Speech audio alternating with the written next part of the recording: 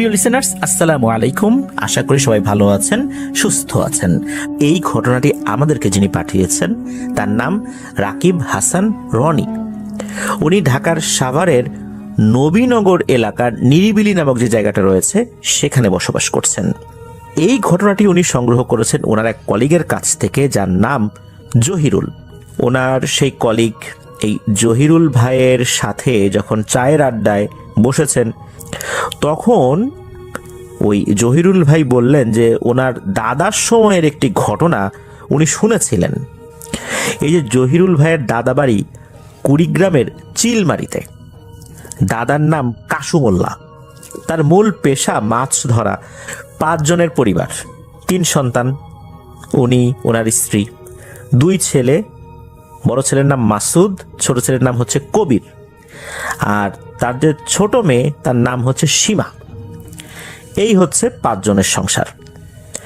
আর এই যে কাশু মোল্লা, উনি ছিলেন খুবই ধার্মিক এবং পরহেজগার একজন মানুষ।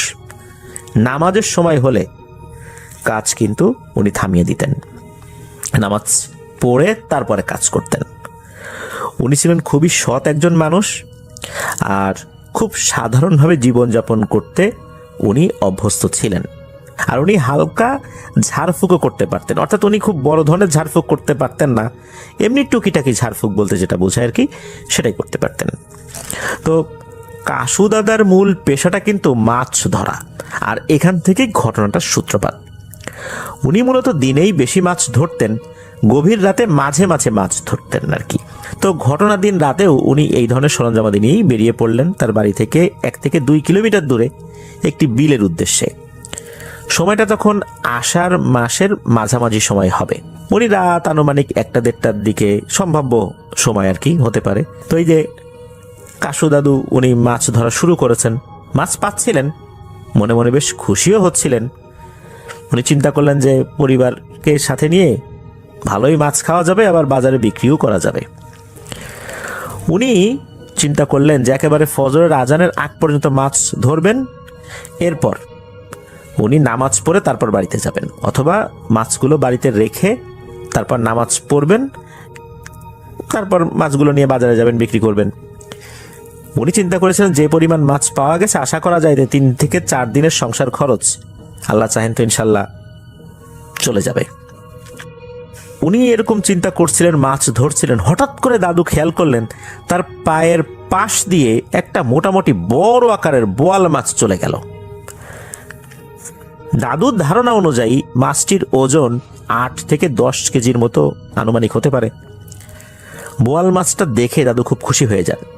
উনি চিন্তা করেন এই মাছটা যদি ট্যাটা দিয়ে মারতে পারি তাহলে তো বাজারে নিয়ে গেলে বেশ ভালোই দাম পাওয়া যাবে। উনি ট্যাটা দিয়ে ওই মাছটির দিকে তাক করে আঘাত করেন, তবে প্রথম আঘাতে মাছটির তেমন কোনো ক্ষতি হলো না, কোথায় যেন চলে গেল। দাদু তো মরিয়া হয়ে ওই মাছটিকে খুঁজতে থাকলেন। বেশ কিছুক্ষণ খোঁজার পর মাছটিকে উনি দেখতেও পেলেন। নাগালে পেয়ে দ্বিতীয়বার ওনার ট্যাটা দিয়ে আঘাত করেছেন। এইবার এই ট্যাটাটা মাছটার শরীরে বেশ ভালোই লেগেছে, মাছটা ছটফট করছে, মরে যায় নাই। দাদু তো বেজায় খুশি, বড় একটা মাছ পেয়েছেন। মাছটাকে ধরে মনের আনন্দে বাড়ির দিকে রওনা হয়েছেন। ডাঙায় উঠে পড়েছেন। ভোর হতে তখনও বেশ কিছুটা সময় বাকি আছে। দাদু গ্রামের মেঠো পথ ধরে হেঁটে যাচ্ছেন, আঁকাবাঁকা পথ ধরে হেঁটে যাচ্ছেন।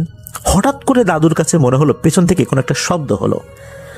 শব্দটা ঠিক মানুষের মতোও না, আবার কেমন যেন সাপের ফস ফস আওয়াজের মতো হচ্ছে, ঠিক সাপের আওয়াজও না। দাদু তেমন একটা কান দিলেন না, সামনের দিকে আগাতে শুরু করলেন। কিছুটা পথ যাবার পর আবারও সেই একই শব্দ।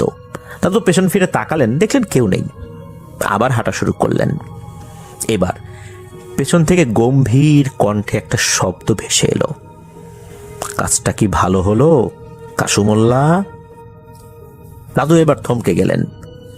ডানে বায়ে পেছনে তাকিয়ে দেখলেন যে না, কেউ তো নাই।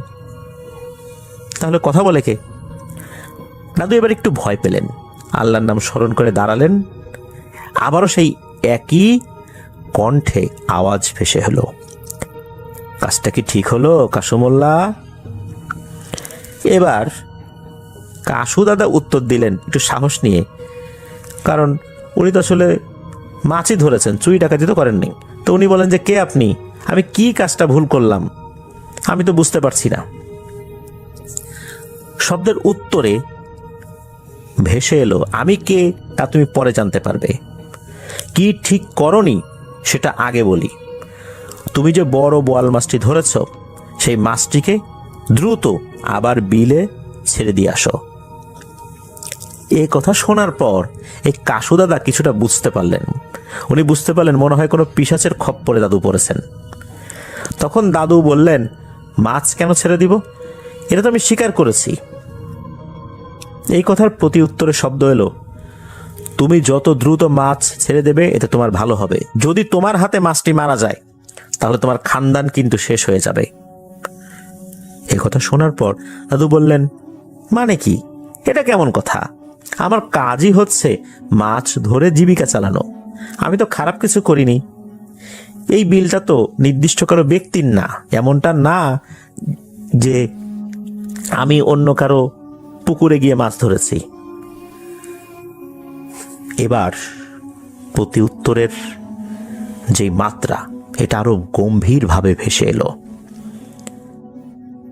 বলতে লাগলো, দেখতে মাছের মতো হলেই কি মাছ হয়? তুমি 5 ওয়াক্ত নামাজ পড়ো, কোরআন তেলাওয়াত করো, তুমি সৎ, এই জন্য এত সময় নিয়ে ভদ্রভাবে তোমার সাথে কথা বলছি। না হলে এখনই তোমার কি হাল করতাম এটা তোমার কল্পনাতেও নাই। তুমি যাকে মাছ ভেবে আঘাত করেছো তার নাম সাবের। সে আমার সর্দারের কলিজার টুকরো নাতি। তার একটু ইচ্ছা হয়েছে রাতে সে বিলের পানিতে গোসল করবে। সকালে তো মানুষের যাতায়াত থাকে, তাই সে রাতে মাছের বেশে এসেছে। এই কথা শোনার পর কাসু দাদা বেশ ভালোই ভয় পেলেন। উনি বললেন, যাহা, এ আমি কি কাজটা করলাম? আমি তো বুঝতে পারিনি। আমি তো স্বাভাবিক মাছই মনে করেছিলাম। আমি গরিব মানুষ, বড় মাছ পেয়েছি, শিকার করার চেষ্টা করেছি। তো এই কথাটা শুরুতে আপনি কেন বললেন না? তাহলে তো আমি আরো দ্রুত গিয়ে ছেড়ে দিতাম। এতটুকু সময়ের মধ্যে তো এই মাছটা তো মারাও যেতে পারে। এই কথা বলেই কাসু দাদা দ্রুত ছোটা শুরু করলেন পানির দিকে। উনি পানির থেকে তো আসলে খুব বেশি দূরে আসে না, এই পানির কাছাকাছি ছিলেন আর কি। দ্রুত পানির কাছে গিয়ে মাছটা ছেড়ে দিলেন। মাছটা তখনও জীবিত ছিল। মাছটা ছেড়ে দেওয়ার পরেই হঠাৎ করে মনে হলো মাছটি অদৃশ্য হয়ে গেছে। মাছটা ছেড়ে দিয়ে উনি যখন আবার ঘুরে বাড়ির দিকে চলে যাবেন, তখনই ঠিক আবার ওই একই কণ্ঠে একটা আওয়াজ ভেসে আসে যে, কাসুমোল্লা, তোমাকে ধন্যবাদ, আবার সাক্ষাৎ হবে ইনশাল্লাহ, তুমি এখন যাও। ঘটনাটা কিন্তু এখানে শেষ নয়, এরপরে আরো অনেক ঘটনা রয়েছে। চলুন সেই দিকে যাই। দিনকাল ভালোই যাচ্ছিল কাসু দাদার, সবকিছু ঠিকঠাক মতো চলছে, সাধারণ দিনের মতো ঝাড়ফুঁকও চলছে। দাদা কিন্তু ঝাড়ফুঁক করতেন, কোনো হাদিয়া নিতেন না। কেউ খুশি হয়ে যদি কিছু দিত উনি নিতেন। তবে ওই সময় টাকা পয়সার থেকে নিত্য প্রয়োজনীয় জিনিসপত্রে মানুষ খুশি হয়ে দিতেন। চাল, ডাল, পেঁয়াজ, সবজি, গম এইগুলো দিত। টাকা পয়সার থেকে এই জিনিসগুলোর কদরটা ওই সময়ের প্রেক্ষাপটে বেশি ছিল, যেহেতু অনেকদিন আগের কথা আর কি। গ্রামে এই জিনিসগুলোর এক্সচেঞ্জ, যে বিনিময়, এটা আরো জনপ্রিয় ছিল ওই সময়ের প্রেক্ষাপটে। তো যাই হোক, ওই রাতের ঘটনা আর 5 থেকে 7 দিন পর হঠাৎ একদিন দাদু রাতের স্বপ্নে দেখেন একটি সুন্দর অবয়ব, মাঝবয়সী হবে আর কি, জুব্বা টুপি পরা, সেই একই কণ্ঠে, মানে যেই কণ্ঠে কথা হয়েছিল সেই রাতে, সে একই কণ্ঠে কাসুমোল্লা দাদাকে বলছেন, কাসুমোল্লা, চিনতে পেরেছো আমাকে? আমি সেই ব্যক্তি, আমার নাম খালিদ। তোমার হাতে মাছ ছিল, তাই তোমাকে আসলে দেখা দিতে পারিনি। তো তোমাকে ধন্যবাদ। সাবের এখন অনেকটা সুস্থ, আল্লাহর রহমতে আমার সর্দার তোমাকে দাওয়াত প্রেরণ করেছেন, তোমাকে দাওয়াত গ্রহণ করতে হবে। সাবেরকেও তুমি দেখবে। এর পরপরই দাদার ঘুম ভাঙে। দাদা খেয়াল করলেন তার ঘরে কেমন যেন একটা সুন্দর মিষ্টি সুবাস ছড়িয়ে রয়েছে। দাদা ভাবলেন মনে হয় এটা স্বপ্নই। দাদা আবার ঘুমিয়ে গেলেন। ভোরে উঠলেন, সালাত আদায় করলেন, নিত্যদিনের কাজ শুরু করে দিলেন। রাতে আবার মাছও ধরতে গেলেন। সেই বিলেই মাছ ধরার প্রস্তুতি নিচ্ছেন, তখন সেই স্বপ্নে দেখা অবয়বটা হাজির হলেন। দাদা কিছুটা ভয় পেলেও এসব ব্যাপারে তার তো কিছুটা ধারণা রয়েছে। সেই অবয়বটা মানে সেই জিন খালিদ বলতে শুরু করলেন যে, কাসুমুল্লাহ, আমি জানি তুমি একটু ভয় পাচ্ছ, কিন্তু ভয়ের কিছু নেই, আমি তোমার সঙ্গে একটু কথা বলে চলে যাব। তো কাসু দাদা মাথা নেড়ে বললেন যে, ঠিক আছে, আপনি বলেন। তখন ওই জিন খালিদ বলতে থাকে, তুমি সেদিন তোমার মানবিকতা দিয়ে মাছ ভেবে তুমি আসলে ছেড়ে দিয়েছিলা এই জিনিসটাকে, তুমি তাকে আঘাত করেছিলা, এটা সত্য, না বুঝে কাজটা করেছ। আমাদের সর্দার তোমাকে মাফ করে দিয়েছেন, পক্ষান্তরে ধন্যবাদ জানিয়েছেন। আর আমি হচ্ছি আমার সর্দারের প্রিয় একজন খাদেম এবং খুব কাছের একজন খাদেম। আমরা মুসলিম জিন, আমার সর্দার এবং আমরা নিজেরা ধর্মপ্রেমী। তোমার ধর্মের প্রতি ভালোবাসার ব্যাপারে আমাদের সর্দার জেনেছেন, তুমি খুব সুন্দর কোরআন তেলাওয়াত করতে পারো। আমাদের সর্দার তোমার কণ্ঠে কোরআন তেলাওয়াত শুনতে ইচ্ছুক, তোমার সঙ্গে সাক্ষাৎ করতে চান। একথা শোনার পর দাদা বললেন যে, আমি একজন সাধারণ মানুষ, খেটে খাওয়া মানুষ, দিনমজুর, আমি কিভাবে ওনার সাথে দেখা করতে পারি? আমি কিভাবে যাব তার সাথে দেখা করতে? আর আমার মতো একজন সাধারণ মানুষকে উনি এতটা আন্তরিকতা দেখাচ্ছেন, আমি কি এটার যোগ্য? তখন খালিদ বললেন যে, এটা নিয়ে তুমি ভেবো না, আল্লাহ যাকে সম্মানিত করেন তাকে কেউই অসম্মানিত করতে পারে না। তুমি চোখ বন্ধ করো, আমি না বলা পর্যন্ত চোখ খুলবে না। কাসু দাদা চোখ বন্ধ করলেন। দাদা শুধু একটা দমকা বাতাস অনুভব করলেন কয়েক সেকেন্ডের জন্য। এরপর জিন খালিদ চোখ খুলতে বললেন। দাদা দেখলেন সুন্দর মনোরম একটা প্রাসাদ, পাশ দিয়ে নদী, বাগান, একটা ভিন্ন রকমের দুনিয়া। আর দাদা যে পোশাক পরা ছিলেন সেই পোশাকও নাই, সুন্দর জুব্বা, পাগড়ি এরকম পরা উনি। এই কয়েক সেকেন্ডের মধ্যে ওনার পোশাকও চেঞ্জ হয়ে গেছে। উনি দেখলেন নানান ধরনের খাবার দাদার জন্য প্রস্তুত। ওই খালিদ বললেন যে, এবার আপনি বিসমিল্লাহ করে আতিথেয়তা গ্রহণ করুন। তো দাদাও আসলে ক্ষুধার্ত ছিলেন, কেন জানি ওই সময় ওনার খুব ক্ষুধা লেগেছিল। দাদা খেতে শুরু করলেন, বেশ খানিকটা খেলেন, বেশ সুস্বাদু ছিল খাবারগুলো। ওই খালিদ কিছু জায়গা ঘুরিয়ে দেখালেন। এবার খালিদ বললেন যে, আপনি এই কামরা, মানে একটা কামরা দেখে বললেন যে, আপনি এই কামরায় গিয়ে বসুন, আপনার সঙ্গে সর্দার কথা বলবে। আপনি শুধু তার কণ্ঠই শুনতে পাবেন, তার চেহারা দেখবেন না, তবে তাকে দেখার জন্য উকি ঝুঁকিও দিবেন না। আর আপনি সাবিরকেও দেখতে পাবেন, এটা বললেন।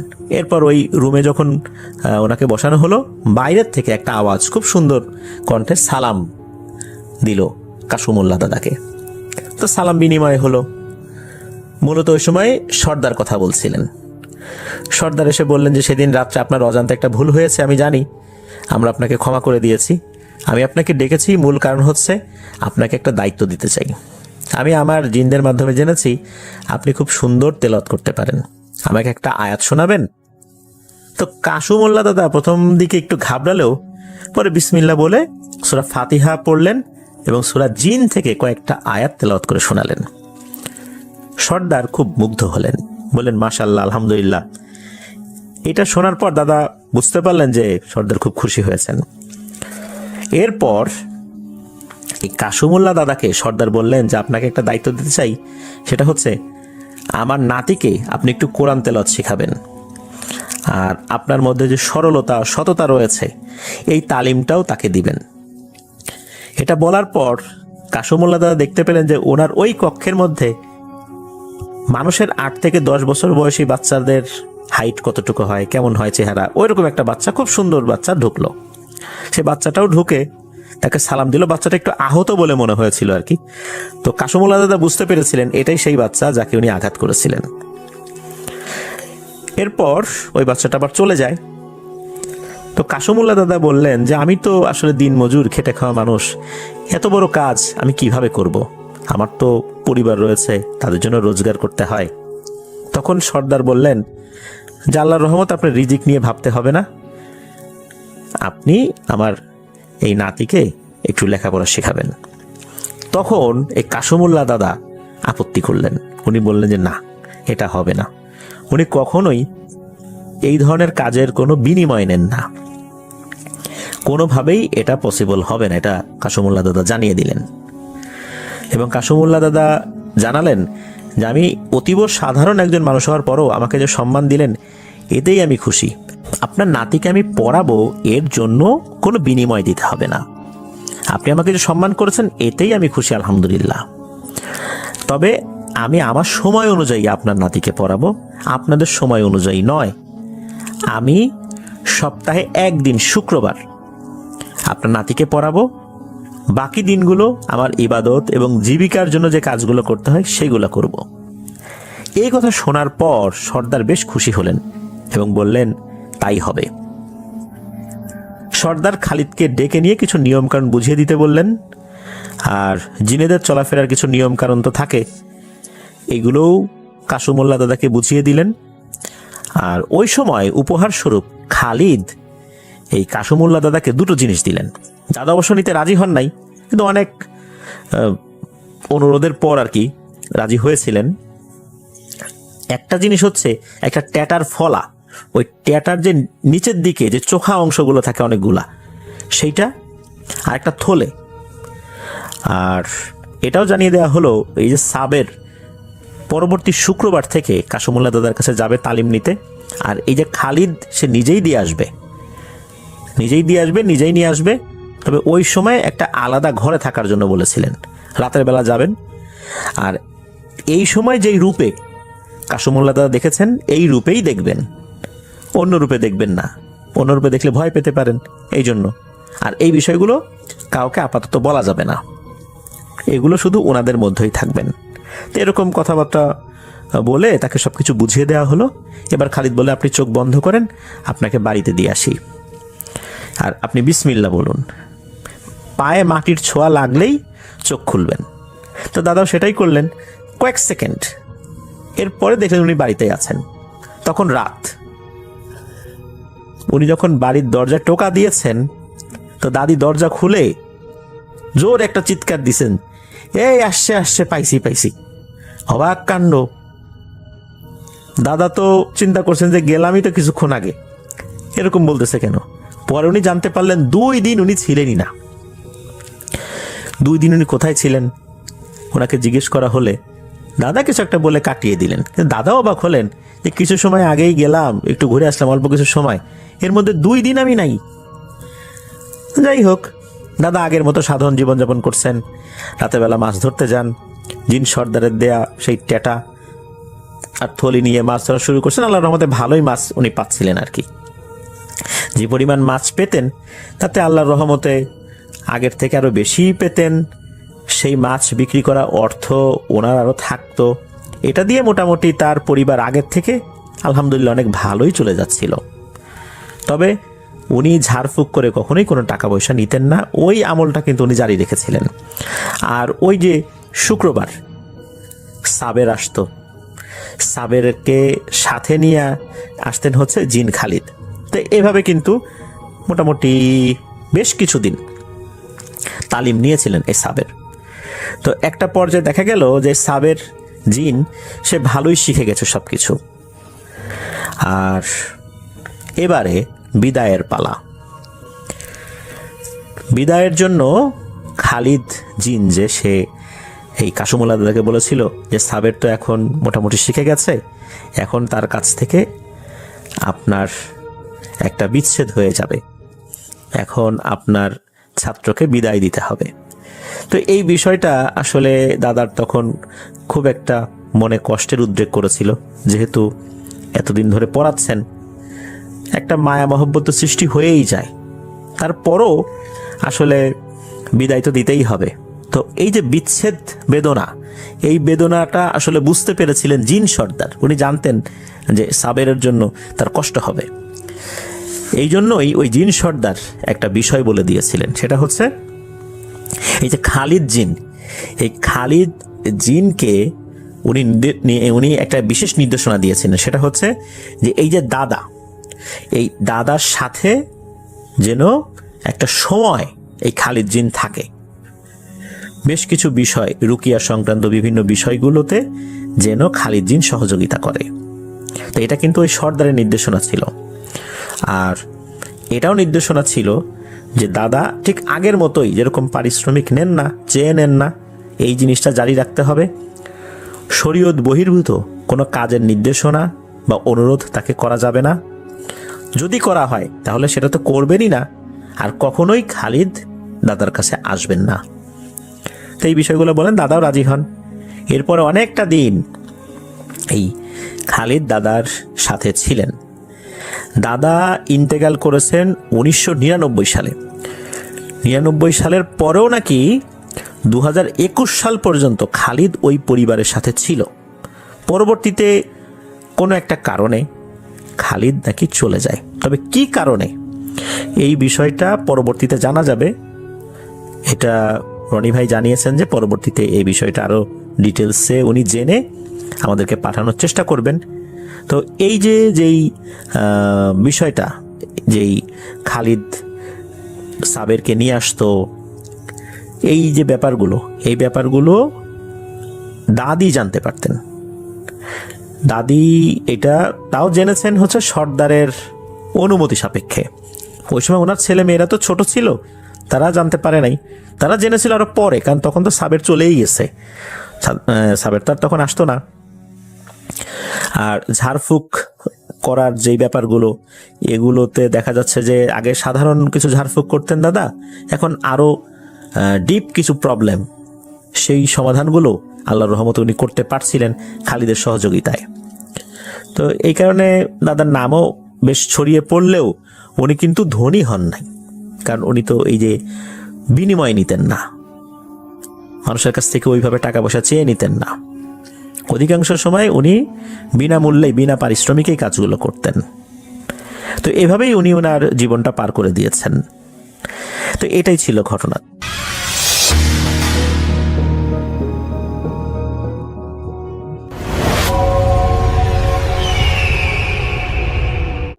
আসসালামু আলাইকুম, আপনাদের সবাইকে সাদর আমন্ত্রণ জানাচ্ছি। আমি আহমেদ বাবু। কেমন আছেন আপনারা? আশা করি সবাই ভালো আছেন। আমি আল্লাহর রহমতে ভালো আছি, আলহামদুলিল্লাহ। যে ঘটনাটি আমাদের সাথে শেয়ার করেছেন মামুন রায়হান, ঢাকার মেরুল বাড্ডা থেকে। মামুন তার যুবক বয়সের একটি ঘটনা আমাদের সাথে শেয়ার করেছেন। 80 দশকের কথা। মামুন সাহেব তখন একেবারেই যুবক। তিনি কলেজে পড়েন এবং মেস করে থাকেন মিরপুর 14 নম্বরে কোনো একটি জায়গায়, স্টুডেন্ট মেসে। তার সাথে তার যারা বন্ধু আছে তারা খুবই ক্লোজ, তো ভালোই সময় কাটে তাদের। মামুন সাহেবের বাবা মোটামুটি অবস্থা সম্পন্ন মানুষ ছিলেন। তিনি ছেলেকে ঢাকায় এই চলাফেরার জন্য একটি মোটরসাইকেল কিনে দিয়েছিলেন, 100 সিসির মোটরসাইকেল, ইয়ামাহা সেই সময়কার। তো এটা নিয়ে তিনি খুব ঘোরাঘুরি করতেন বিভিন্ন জায়গায়। তো একদিন রাতে তিনি এরকম ঘুরতে গিয়েছেন। একটা সিনেমা হল ছিল সেখানে, তিনি যেখানে থাকতেন তার কাছাকাছি জায়গায় একটা সিনেমা হল ছিল।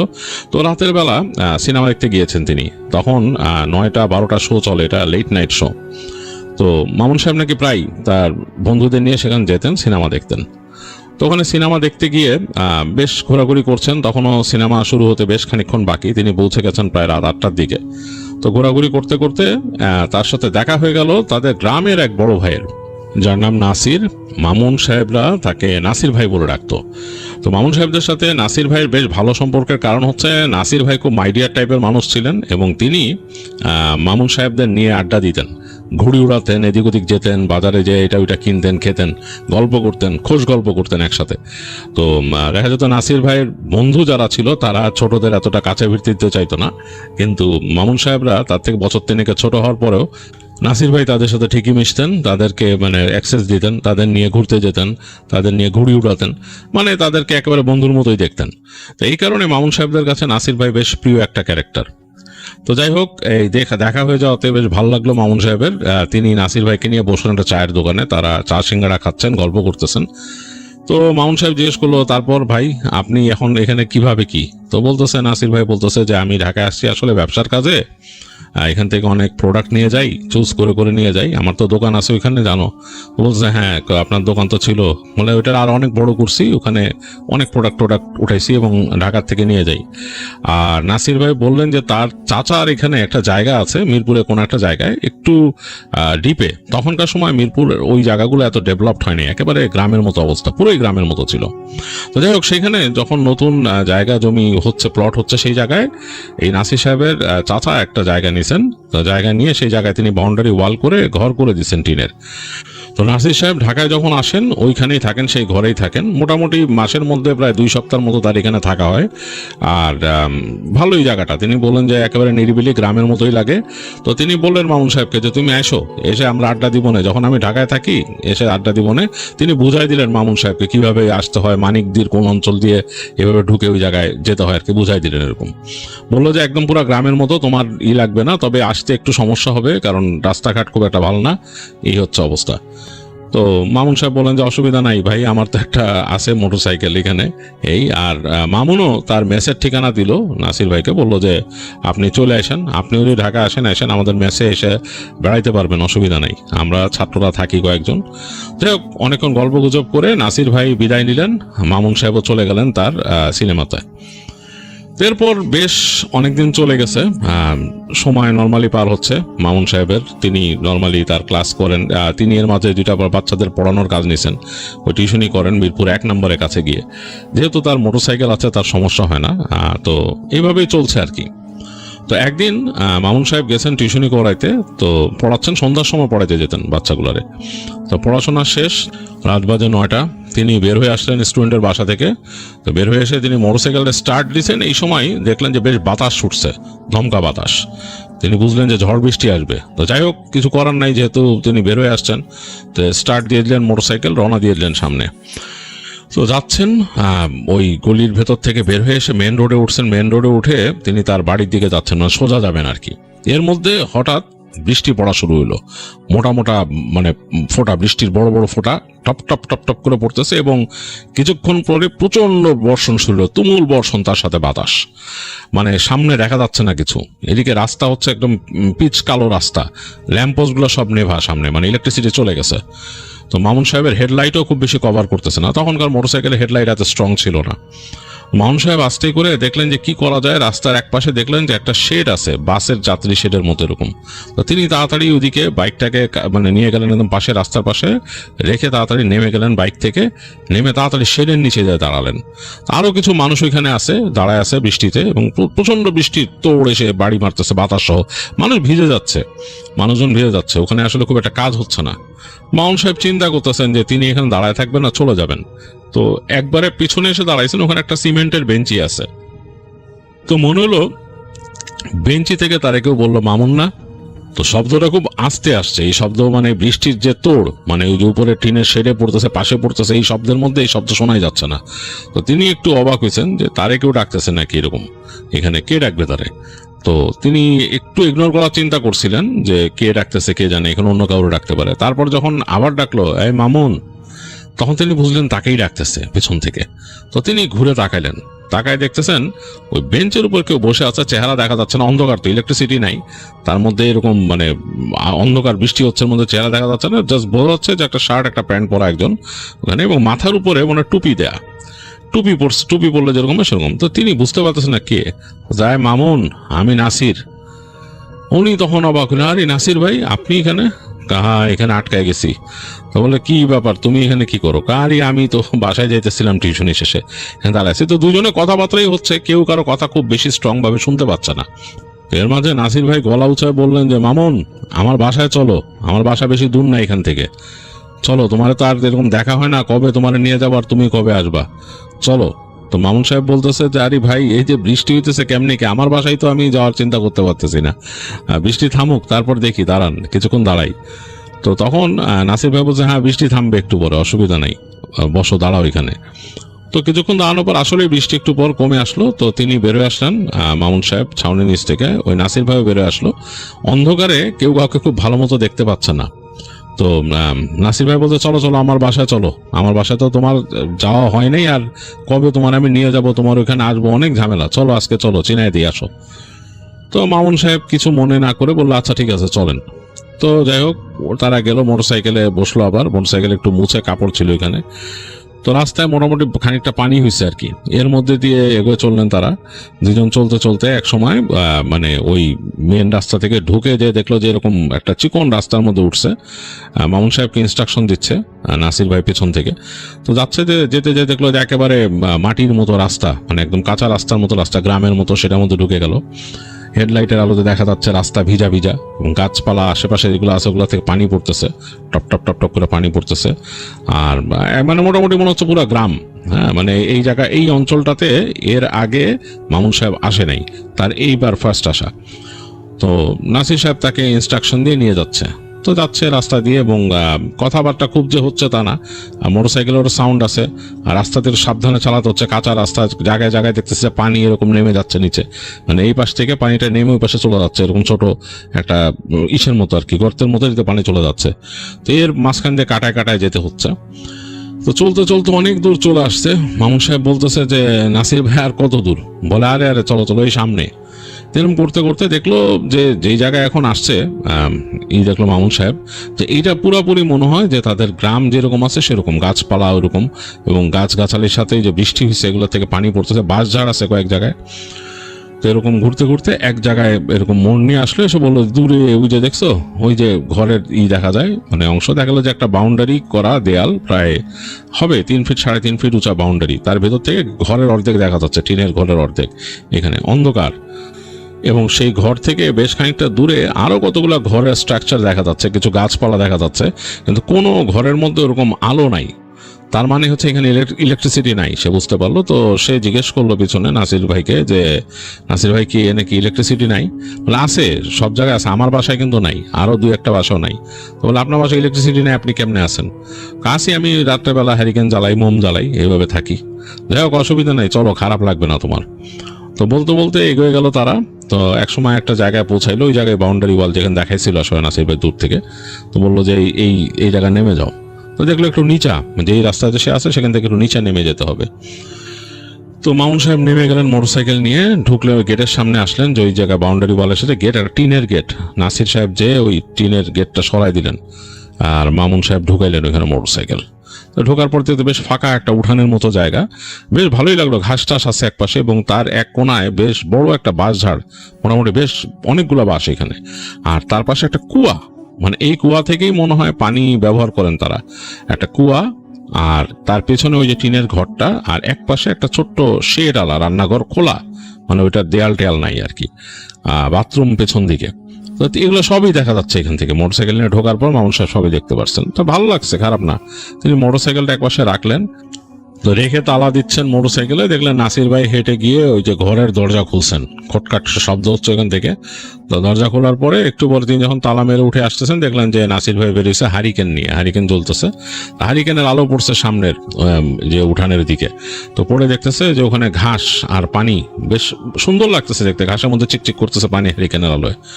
মামুন সাহেবের মনে হলো তিনি আবার গ্রামে চলে আসেন। তো তিনি বললেন যে নাসির ভাই ভালোই তো, এনে আপনি কি একা থাকেন, ভয় লাগে না আপনার? তো দেখলেন যে নাসির ভাই মনে একটা নিঃশ্বাস ফেলে বললেন যে আরে ভাই, ভয়ের মধ্যে বসবাস করলে আর ভয় লাগার কিছু নাই। তো মামুন সাহেব মনে করলেন এটা আবার কেমন উত্তর হইলো, তার কিছু বললো না। তিনি হেঁটে গেলেন, যে বললেন যে এখন কি করবেন ভাই, খিদা তো লাগছে, খাওয়া দাওয়া কি হবে? তো নাসির ভাই বললেন যে দেখি কি রান্না করা যায়, খিচুড়ি টিচুড়ি রান্না করবো আর কি। তো ওই হারিকেন রেখে নাসির ভাই ঘরের মধ্যে গেলেন, তিনি বুঝলেন যে এখানে তাদের রান্না বাড়ার আয়োজন হবে। তো মামুন সাহেব দাঁড়ায় আছেন বাইরে হারিকেন নিয়ে। ভেতর থেকে নাসির ভাই তাকে ডাক দিয়ে বললেন যে মামুন, ঘুরে বেড়াও, দেখো জায়গাটা, বাসাটা কিন্তু বড় আছে, সামনে উঠান ছাড়া পিছনে জায়গা আছে ঘরের পিছন দিয়া। হারিকেন রেখে আসছি না, যাও হাইটা দেখো, অসুবিধা নেই, পানি বেশি জমে না এখানে, আমি এগুলো সব জোগাড় করি আগে। তো মামুন সাহেব বললো আচ্ছা ঠিক আছে, অসুবিধা নেই। তিনি হারিকেন নিয়ে আস্তে আস্তে হেঁটে ডান দিকে গেলেন ঘরের, গিয়ে ওই যে কুয়াটার পাশে গেলেন, দেখলেন যে একটা কুয়াটার পাড়টা মোটামুটি উঁচু করা, মানে যেটাকে ইদারা বলে অনেকে। তো ওখানে হারিকেনটা রেখে তাকালেন, ভেতরে দেখতেছেন যে অনেক নিচে, মানে পানি অনেক নিচে। তিনি একটু মজা করে এখানে শব্দ করলে একো হইলো। তো একোটা খুব ভালো লাগতো। মামুন সাহেব নিজের নাম বললেন, মামুন তো সাথে সাথে মামুন মুন করলো, মানে এরকম একো উঠলো। তিনি আবার বললেন নাসির, তো ওই নাসির শব্দটা একো হয়ে আসলো।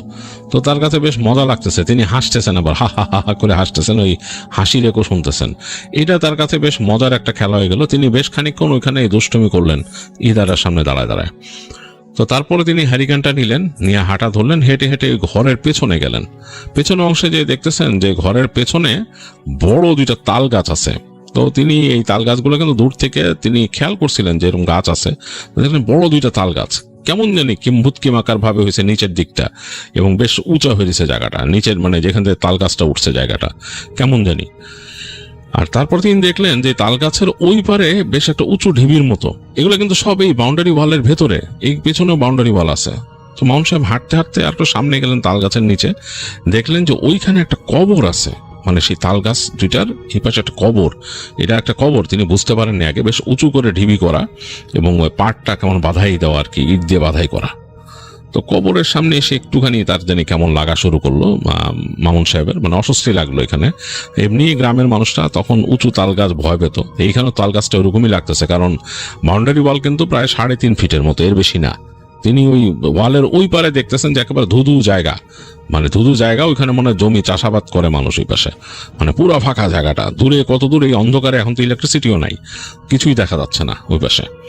একটু মামুন সাহেবের একটু ভয় লাগলো, তিনি কেমন দিন লাগলো। আর এই তাল গাছ কবরের এই পাশে ডান দিকে গেলে এখানে একটা আম গাছ আছে, আম গাছটা বেশ ছড়ানো, ডালপালাগুলো মানে বেশ আম গাছটা যতটুক না উঁচু, তার থেকে ডালপালা মেলে গেছে বেশি, চারিপাশে ছড়ায় গেছে। যেমন কোনো ছবিকে যদি চ্যাপটা করে দেওয়া হয় যেরকম লাগে, অনেকটা ওইরকম ডালপালাগুলো একদম মেলে আছে। মানে তিনি বুঝলেন যে এই আম গাছে বাচ্চা ছেলেপেলেরা থাকলে এখানে বসে থাকতো সব। এখানে তিনি চিন্তা করলেন যে ডালে উঠে উঠে বসে থাকতো, এত এত লম্বা লম্বা ডাল এদিক ওদিকে স্ট্রেচ করছে। যাই হোক, তার কাছে বেশ অস্বস্তি লাগলো। একে তো বিদ্যুৎ নেই এরকম, আর অনেকক্ষণ ধরে নাসির ভাইয়েরও কোনো সাড়া শব্দ নাই। তিনি এখানে যে হাঁটতেছেন আসছেন, আবার ওখানে যে কুয়ার সামনে বসে চিৎকার করছেন, কোনো খবর নাই। যাই হোক, তিনি হেঁটে হেঁটে ঘুরে তিনি ওই পাশ দিয়ে যেতে পারতেন, তা না করে তিনি এই পাশ দিয়ে ঘুরে আবার আসলেন, ব্যাক করলেন, কুয়ার পাশ দিয়ে আসলেন। এসে ততক্ষণ দেখতেছেন যে নাসির ভাই ওখানে ওই যে খোলা জায়গাটা, মানে তাদের যে রান্নাঘর একটা দেখছিলেন, খোলা রান্নাঘর, জাস্ট উপরে ছাউনি দেওয়া আর কি, ওইখানে তিনি চুলার মধ্যে আগুন ধরাইছেন, কাঠ লাকড়ি টাকড়ি কি কি দিয়ে ওখানে আগুন ধরাইছেন, লাকড়ির চুলা আগুন ধরাইছেন, এবং তিনি জিনিসপত্র রাখা আশেপাশে রান্না বাড়া করবেন এরকম। তো তিনি গেলেন হাঁটতে হাঁটতে নাসির ভাইয়ের ওখানে হ্যারিকেনটা নিয়ে। তো দেখতেছেন যে চুলার আগুন খুব বিচিত্র লাগতেছে, চুলার আগুন থেকে যে বেরোচ্ছে আলো, সেটাতেই ওই জায়গাটা আলোকিত হয়ে যাচ্ছে, মানে ওই চুলার আশেপাশে, এবং সেই আগুনের আলো এসে নাসির ভাইয়ের গায়ে পড়তেছে, কেমন যেন একটা বিচিত্র অন্যরকম একটা মনে হচ্ছে, সিনারি লেকে লাগতেছে তার কাছে।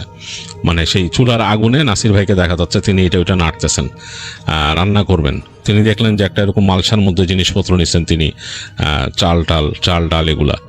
তো তিনি গল্প শুরু করলেন নাসির ভাইয়ের সাথে। নাসির ভাই তাকে বিভিন্ন কথা বলতেছে, তিনিও বলতেছেন। তো গল্প করতে করতে এবং একসময় তাদের রান্না শুরু হয়ে গেল, বেশ সুন্দর ঘ্রাণ বেরোচ্ছে ওদিকে। তো তিনি জিজ্ঞেস করলেন নাসির ভাইকে যে ভাই, আপনাদের এই পিছনে গেছিলাম, এই ঘরের পিছনে দেখলাম একটা কবর, তো ওখানে কি মানে ওইখানে কবর কেন, এই জায়গার মধ্যে বাউন্ডারি ওয়ালের মধ্যে কবর কেন?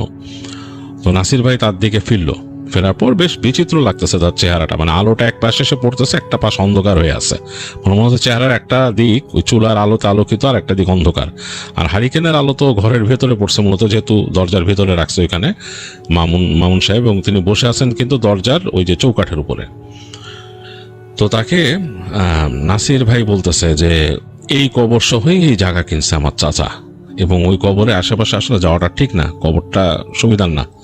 তুমি গেছো ওদিকে? তো তিনি বলছে হ্যাঁ, আপনি তো বললেন আমার ঘুরে দেখতে। আচ্ছা যাক, আমি ভাবছিলাম যে তুমি হয়তো এইখান দিয়ে কুয়ার আশপাশ দিয়ে ঘুরবা, পিছনে চলে গেছো, এটা তো ভাবি নাই। কবরটা একটু সুবিধার না ওই জায়গা, কবরের জায়গাটা। বলে কেন? কই যে তাল গাছ আছে তো ওখানে একটু সমস্যা আছে। আচ্ছা থাক, ওগুলা বাদ দাও, তুমি বসো, খাবার রান্না হয়ে যাচ্ছে। মনে হলো যে নাসির সাহেব একটু গম্ভীর হয়ে গেল।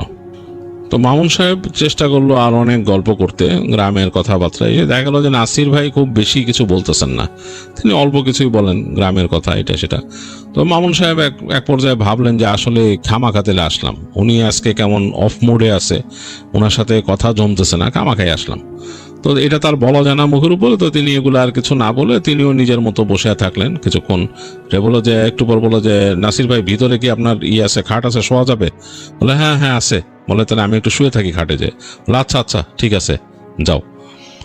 তো মামুন সাহেব ঘরের মধ্যে ঢুকলেন, ঢুকে দেখলেন যে খুব একটা মানে ঘর গোছানো কিছু না, মানে একটা চৌকি আছে বড়, চৌকির উপরে পাটি পাতায় এক পাশ দিয়ে ওই তোষক রাখা আর রাখা ভাঁজ করে।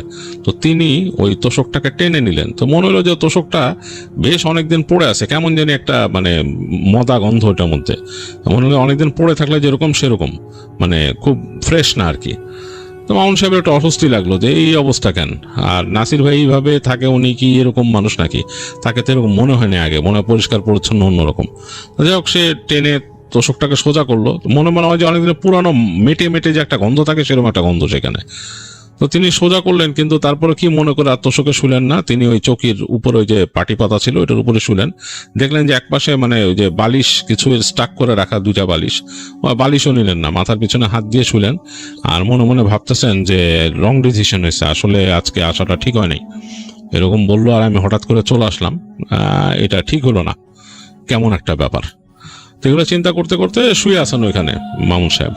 অনেকক্ষণ তার চোখে না ঝিমুনি লেগে গেছে, অন্ধকার তো, হারিকেনটা আছে ওইদিকে, কিন্তু হারিকেনের আলো তিনি ওই যে চৌকাটার বাইরে রেখে আসছিলেন, হারিকেনের আলো সামান্যই আসতেছে ভিতরে। তো তার চোখে ঘুম লেগে গেল, তিনি ঘুমায় গেছেন, ডিপ স্লিপ, মানে একদম কড়া গভীর ঘুমে চলে গেছেন। এই সময় হঠাৎ করে প্রচন্ড শব্দ হয়েছে, দ্রুম করে শব্দ হয়েছে। দ্রুম করে শব্দ এত জোরে হয়েছে যে মামুন সাহেব লাফ দিয়ে উঠছেন, একদম লাফ দিয়ে উঠে বসে তিনি কিছুক্ষণ বুঝতে পারতেছিলেন না যে তিনি কই আছেন, কি ব্যাপার, এরকম শব্দ করতে হলো, কোথায় আছেন। 2 সেকেন্ড পর তার মনে হলো যে আরে আমি তো নাসির ভাইয়ের সাথে আসছিলাম তার বাসায়, এই শব্দ কিসের। তো তিনি নিজেকে ফাইন্ড আউট করছেন যে তিনি একেবারে অন্ধকার একটা ঘরের মধ্যে আছেন, অন্ধকার ঘরের মধ্যে আছেন, এই মানে কোনো আলো নাই, ডিপ অন্ধকার। তো কিছুক্ষণ পর চোখে একটু আলো শুয়ে আসলো, আলো আধারি শুয়ে আসলো। তো তাকায় দেখতেছেন যে সামনে যে দরজা, ঘরের দরজা, সেটা একটা পাট খোলা একটা পাট লাগানো, মানে একটা পাট খোলা একটা পাট লাগানো, যেই পাটটা খোলা সেটা দিয়ে রাতের আলো আসতেছে। মানে তার মনে পড়ছে তিনি কিন্তু একটা হারিকেন রাখছেন বাইরে, হারিকেনের কোনো আলো নাই, রাতের আলো আসতেছে। আর ঘরটা ওই আলোতেই যতটুকু আলো দেখা যাচ্ছে, তার চোখে আলো আধারে আরেকটু শুয়ে আসলে তিনি বুঝতে পারলেন যে তিনি একটা ঘরের মধ্যে আছেন, কেউ নাই এখানে। তো তিনি জোরে ডাক দিলেন, এখানে এই নাসির ভাই, নাসির ভাই। দেখলেন যে কোনো সাড়া শব্দ নাই। তো তিনি উঠে গেলেন, উঠে গিয়ে আস্তে আস্তে হেঁটে হেঁটে ওই দরজার কাছে আসলেন দেখার জন্য, উকি দিয়ে। তো দরজাটার ধরে আরেকটা পাল্লা সেটাও টান দিয়ে সরাইলেন, সরায় তিনি উকি দিচ্ছেন বাইরে। রাতের শব্দ, ঝিঝি পোকার শব্দ, জোরে জোরে ডাকতেছে ঝিঝি, জোরে জোরে ঝিঝির শব্দ আসতেছে, কেউ নাই। সামনের যে তিনি যে খোলা জায়গাটা দেখছেন, ওই যে কিচেনটা, সেখানে কেউ নাই, পুরো জায়গাটা ফাঁকা। তো তিনি মনে করলেন আরে আমি এখানে ঢোকার আগে তো চুলা জ্বালাইছিল, রান্না হচ্ছিল, কোথায় সে রান্নার জিনিসপত্র, হাঁড়ি পাতিল কিছুই নেই এখানে, আর সেই নাসির ভাইও নাই, কেমন একটা অবস্থা। তো তিনি আস্তে করে বেরোলেন ঘর থেকে, বেরোয় ডানে তাকালেন, দেখলেন হারিকেন থাকার কথা, হারিকেনও নাই। তো মানে বেশ অবাক হয়ে গেলেন তিনি, আর তার সাথে তার মনে একটা ভয়ও ঢুকছে যে কি ব্যাপার, এরকম কেন, মানে পুরো জায়গাটা অন্ধকার, মানে হারিকেন একটা ছিল, সে হারিকেনও দেখতেছেন না। এবং রাতে ওই যে চাঁদ যে আকাশে আছে, চাঁদটা হচ্ছে অর্ধেক চাঁদ, পুরো চাঁদও নাই, মেঘের আড়াল থেকে তাই অর্ধেক চাঁদ একটু বেরিয়েছে, সেটার যে হালকা আলো সেটাতে উঠানটা দেখা যাচ্ছে, স্ট্রং ঝিঝি পোকার ডাক। বৃষ্টি যে হয়েছে এটা তিনি তো শিওর যে বৃষ্টিতে আগে হয়েছে, বৃষ্টি অনেকটা শুকায়ও গেছে এখন, কিন্তু কেউ নাই, ওই রান্নাঘরের সামনে কেউ নাই, ঘরের মধ্যেও তিনি বুঝতে পারছেন যে কেউ নাই, কেননা তিনি উঠে আসছেন ঘর থেকে। তো তিনি একটু থতমত খেয়ে গেলেন, থতমত খেয়ে তিনি আবার ঘুরে ঘরে ঢুকলেন, চিন্তা করলেন যে এখানে কি ঘরে ঢুকে শুয়ে আছে নাকি, নাসির ভাই কি শুয়ে পড়ছে, তিনি ঘুমাইছিলেন দেখে। তো তিনি হাতলে পকেট হাতে যাচ্ছে, তার লাইটার ছিল, লাইটার পাইলেন, লাইটার পেয়ে তিনি ওই লাইটারটা জ্বালাইলেন, মানে করে। তো লাইটার ফস করে জ্বলছে, জ্বলার পর তিনি দেখতেছেন যে না, এই ঘরের মধ্যে তো কেউ নাই, চৌকিটা এই পাশে রাখা, চৌকির উপর দলা মশলা করে রাখা হচ্ছে সেই তোষক, পুরনো তোষক, এবং তিনি আগেই দেখছেন, তিনি শোয়ার সময় খুলছিলেন, গন্ধ বোঝা যায় যে এই তোষক অনেকদিন ধরে এরকম ফেলে রাখা। আর এই ঘরের কোনো একটা টেবিল আছে, ঘরের মধ্যে কেউ নেই, এবং ঘরটা দেখে মনে হয় ঘরটা আসলে পরিত্যক্ত। তো তিনি একটু ভয় পেয়েছেন, এর মধ্যে তার লাইটার গরম হয়ে যাচ্ছিল, তিনি লাইটার নিভাই দিলেন, নিভাই দিয়ে তিনি হেঁটে বের হয়ে আসছেন ঘর থেকে। তো ঘরের থেকে যখন বের হয়ে আসছেন, সেই সময় আবার দ্রুম করে শব্দ হলো টিনের চালে। তো তিনি বোঝার চেষ্টা করলেন ঘটনা কি, লাফ দিয়ে উঠছেন, বোঝার চেষ্টা করলেন ঘটনাটা কি। তো চিন্তা করলেন যে হয়তো ওই তাল গাছ থেকে তাল পড়ছে এখানে। তো তাল পড়ার কারণ কি, তালটা তো এতক্ষণ পড়ে নাই, সে যে ঘুমায় ছিল এরকম। তো তখন চিন্তা করলেন যে তাল তো পড়তেও পারে, এটা তো স্বাভাবিক জিনিস। তো যাই হোক, তিনি আস্তে আস্তে হেঁটে ওই যে কুয়ার পাশ দিয়ে আবার গেলেন সেই ঘরের পেছনে। পেছনে যে তিনি দেখতেছেন ওই জায়গাটা, মানে এই যে তাল গাছ এবং কবরের এখানে। কারণ তিনি চিন্তা করতেছেন যে তিনি কি আসলে এগুলো দেখতেছেন না স্বপ্নে দেখতেছেন, এটা বোঝার চেষ্টা করলেন। তো ওখানে দাঁড়ায় দেখতেছেন যে হ্যাঁ, ওই যে হালকা চাঁদের আলোতে ভুতুড়িয়ে লাগতেছে ওই তাল গাছ আর ওই কবরের ওইটা। তো তিনি নিজের গায়ে চিমটি কাটলেন দুই তিনবার চিমটি কাটলেন বোঝার জন্য তিনি স্বপ্ন দেখতেছেন কিনা। তিনি বুঝলেন যে না, তিনি স্বপ্ন দেখতেছেন না, এটা একদম রিয়ালিটি। তো তিনি আস্তে আস্তে ওই হেঁটে আবার এই উঠানের দিকে ব্যাক করতেছেন। উঠানের দিকে যখন ব্যাক করতেছেন তখন তিনি শব্দ পেলেন, দপ করে শব্দ হলো, দপ দপ এরকম শব্দ। তো তিনি ফট করে পেছন ফিরে তাকাইছেন, তাকায় দেখলেন তাল গাছের ওপর থেকে এরকম আগুনের গোলা, মনে হলো আগুনের তাল নিচে পড়লো, দপ করে মাটিতে পড়ে নিভে গেল, আবার দপ করে পড়লে নিভে গেল। তার চোখের সামনে এরকম 2-3টা পড়লো। তিনি ভয়ে দৌড় দিলেন ওখান থেকে, মানে তার আর সাহস নেই। মানে মামুন সাহেবও তো গ্রামের ছেলে, তিনি গ্রামের অনেক কিছুই এরকম শুনছেন, ভয়ের ব্যাপার স্যাপার। তো তিনি দৌড় দিয়ে ওই ঘরের পাশ দিয়ে বের হয়ে আসছেন। তিনি আবারও ডাক দিয়েছেন, নাসির ভাই, হ্যাঁ নাসির ভাই, কি ব্যাপার? মানে তিনি মানে এটা মনে করতে চাচ্ছেন না, তারপরে মনে হয় নাসির ভাই তার সাথে দুষ্টুমি করতেছে কিনা। নাসির ভাই কি ব্যাপার বলতে বলতে তিনি চলে আসলেন ওই কুয়ার পাশ দিয়ে দৌড়ে পাশে বেরোলেন। যখন কুয়ার পাশ দিয়ে যখন তিনি বের হয়ে আসতেছেন তখন ওখান থেকে মনে হচ্ছে কুয়ার ভিতর থেকে তাকে ডাকতেছে কেউ। হ্যাঁ, কুয়ার ভিতর থেকে কেউ ডাকতেছে, এ মামুন মামুন। এবং সেটা শব্দটা ভিতর থেকে চলে আসতেছে এবং ওটা একো হয়ে হয়ে আসতেছে উপরে। তিনি চিন্তা করলেন কুয়ার মধ্যে, এবং কণ্ঠটা নাসির ভাইয়ের মতোই। তো তিনি কয়েকবার চলে গেছিলেন সামনে, তারপর কি যেন ওই ডাক শুনে তিনি ফিরলেন। তিনি চিন্তা, কুয়ার ভিতর থেকে মামুন ভাই ডাকবে কেন, এই চিন্তা করতেছেন। এটা কি মানে আসলেই কিছু না, ভৌতিক ব্যাপার স্যাপার। এই চিন্তা করতে করতে তিনি কেন জানি কুয়ার কাছে গেছেন, কিউরিয়াসলি গেছেন। তিনি যখন কাছে গেলেন কুয়ার মোটামুটি কাছে চলে আসলেন, তখন তিনি হাসির শব্দ শুনলেন। ঠিক তিনি যে হাসছিলেন হা হা করে সে হাসি, এবং হাসিটা এরকম একো হয়ে হয়ে আসতেছে কুয়ার ভেতর থেকে। এরপর সে হাসিটা চিকন হয়ে গেল, মানে মেয়েলি কণ্ঠের চিকন হাসি হয়ে গেল। মামুন সাহেব প্রচন্ড ভয় পেয়েছেন। তিনি দৌড় দিয়ে তাড়াতাড়ি একদম তার মোটরসাইকেলের দিকে দৌড়াইছেন। মোটরসাইকেলে দেখছেন তিনি দাঁড়ানো, জেরে দৌড়াই গেলেন মোটরসাইকেলের দিকে যখন দৌড়ায় যাচ্ছেন তার কাছে কেন জানি শব্দ মনে হলো পিছনে একটা।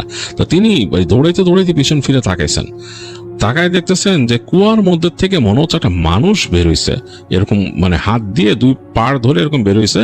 এবং তিনি স্পষ্ট দেখছেন যে মনে হচ্ছে যে সাদা শাড়ি পরা একটা মহিলা বেরিয়েছে কুয়ার ভেতর থেকে, এবং ওই চাঁদের আলোতে দেখা যাচ্ছে কালো চুলগুলো একদম পাশ থেকে পড়া, কুয়ার ভেতর থেকে বেরিয়েছে। এবং সে কুয়ার ভেতরে বের হয়ে ওই যে কুয়ার যে পাড় ওইটার মধ্যে উঠে বসছে।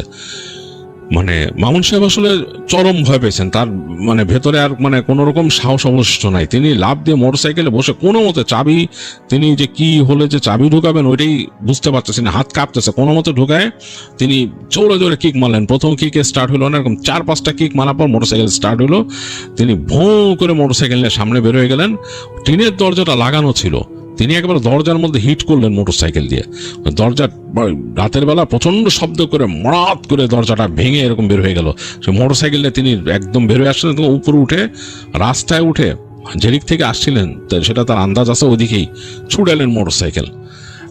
রাত তখনও গভীর রাত, এর মধ্যে তিনি মানে হেডলাইটের আলো পড়ছেন, তিনি ছুটে বেরোয় যাচ্ছেন ওখান দিয়ে। রাস্তা কিন্তু কাদা অনেক জায়গায়, তিনি ওইটার মধ্যেও স্পিডে চালাইতেছেন, কারণ তার প্রচন্ড ভয় যে তিনি এখানে কিভাবে আসছেন, কই আসছেন। আর তার কাছে ভয় লাগতেছে যে এখানে কি ব্যাপার, তাকে যে নিয়ে আসছে এখানে নাসির ভাই কই। এই চিন্তা করতে করতে তিনি যাচ্ছেন ভয়ে, এবং মনে মনে অটোমেটিকলি তার দোয়া আসতেছে। দোয়া পড়তে পড়তে এক সময় তিনি যে ওখান থেকে মেন রাস্তায় উঠলেন, শুনশান রাস্তা, কিচ্ছু নাই। অনেকক্ষণ চালানোর পর দেখলেন ট্রাক পার হয়ে গেল কয়েকটা। এক পর্যায়ে তিনি আবার চলে আসলেন তার এলাকায় যেখানে তিনি থাকেন। ওই জায়গায় একটা এরকম কলোনির মতো ছিল আর কি, সেই কলোনির মতো ওইখানে তিনি ঢুকে যে তাদের যে জায়গাটা, তিনি বুক ধুক করতেছে তার, তিনি তাদের বিল্ডিং এর কাছে আসলেন। তাদের ওই জায়গার সম্পর্কেও ভৌতিক ব্যাপার প্রচলিত আছে, যেখানে তিনি থাকতেন মানুষজন বলতো রাতের বেলা এখানে ভয় পায় অনেকে।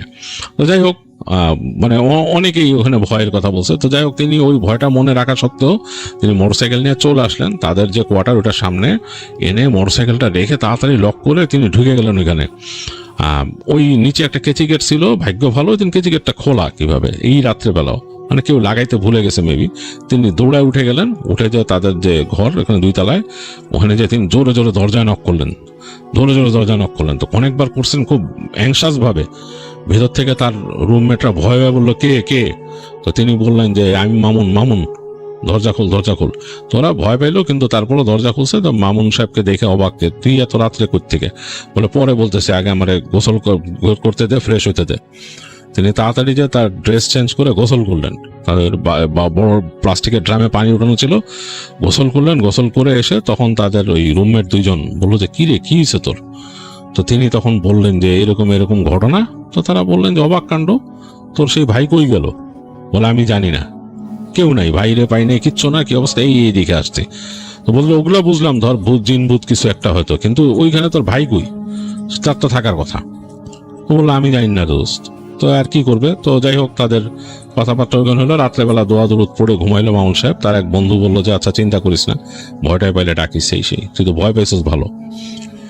দেখ, মামুন সাহেব ওই দিন আর রাতে কিছু হয় নাই। মামুন সাহেব রাত্রে ঘুমাইছে, বেঘরে ঘুমাইছে। পরদিন উঠলেন, উঠে তার মতো দিনে কার্যকলাপ করলেন। তিনি ওই দিন ভুলে গেলেন যে কি হয়েছিল, এতটা আর মনে ছিল না সারাদিন। সন্ধ্যার দিকে তার মনে পড়লো যে ঘটনাটা, কিন্তু কিছু তো করার নাই। তো তিনি চিন্তা করলেন যে এটা তো খবরটা নেওয়া দরকার, এখন তো বাড়িও যেতে পারতেছি না। তো তিনি একটা চিঠি লিখলেন তার ছোট মামাকে। তিনি লিখলেন যে মামা, আমার সাথে দেখা হয়েছিল এখানে এরকম নাসির ভাইয়ের রাস্তার মধ্যে এরকম, তারপর নাসির ভাইয়ের বাড়িতে গেছিলাম।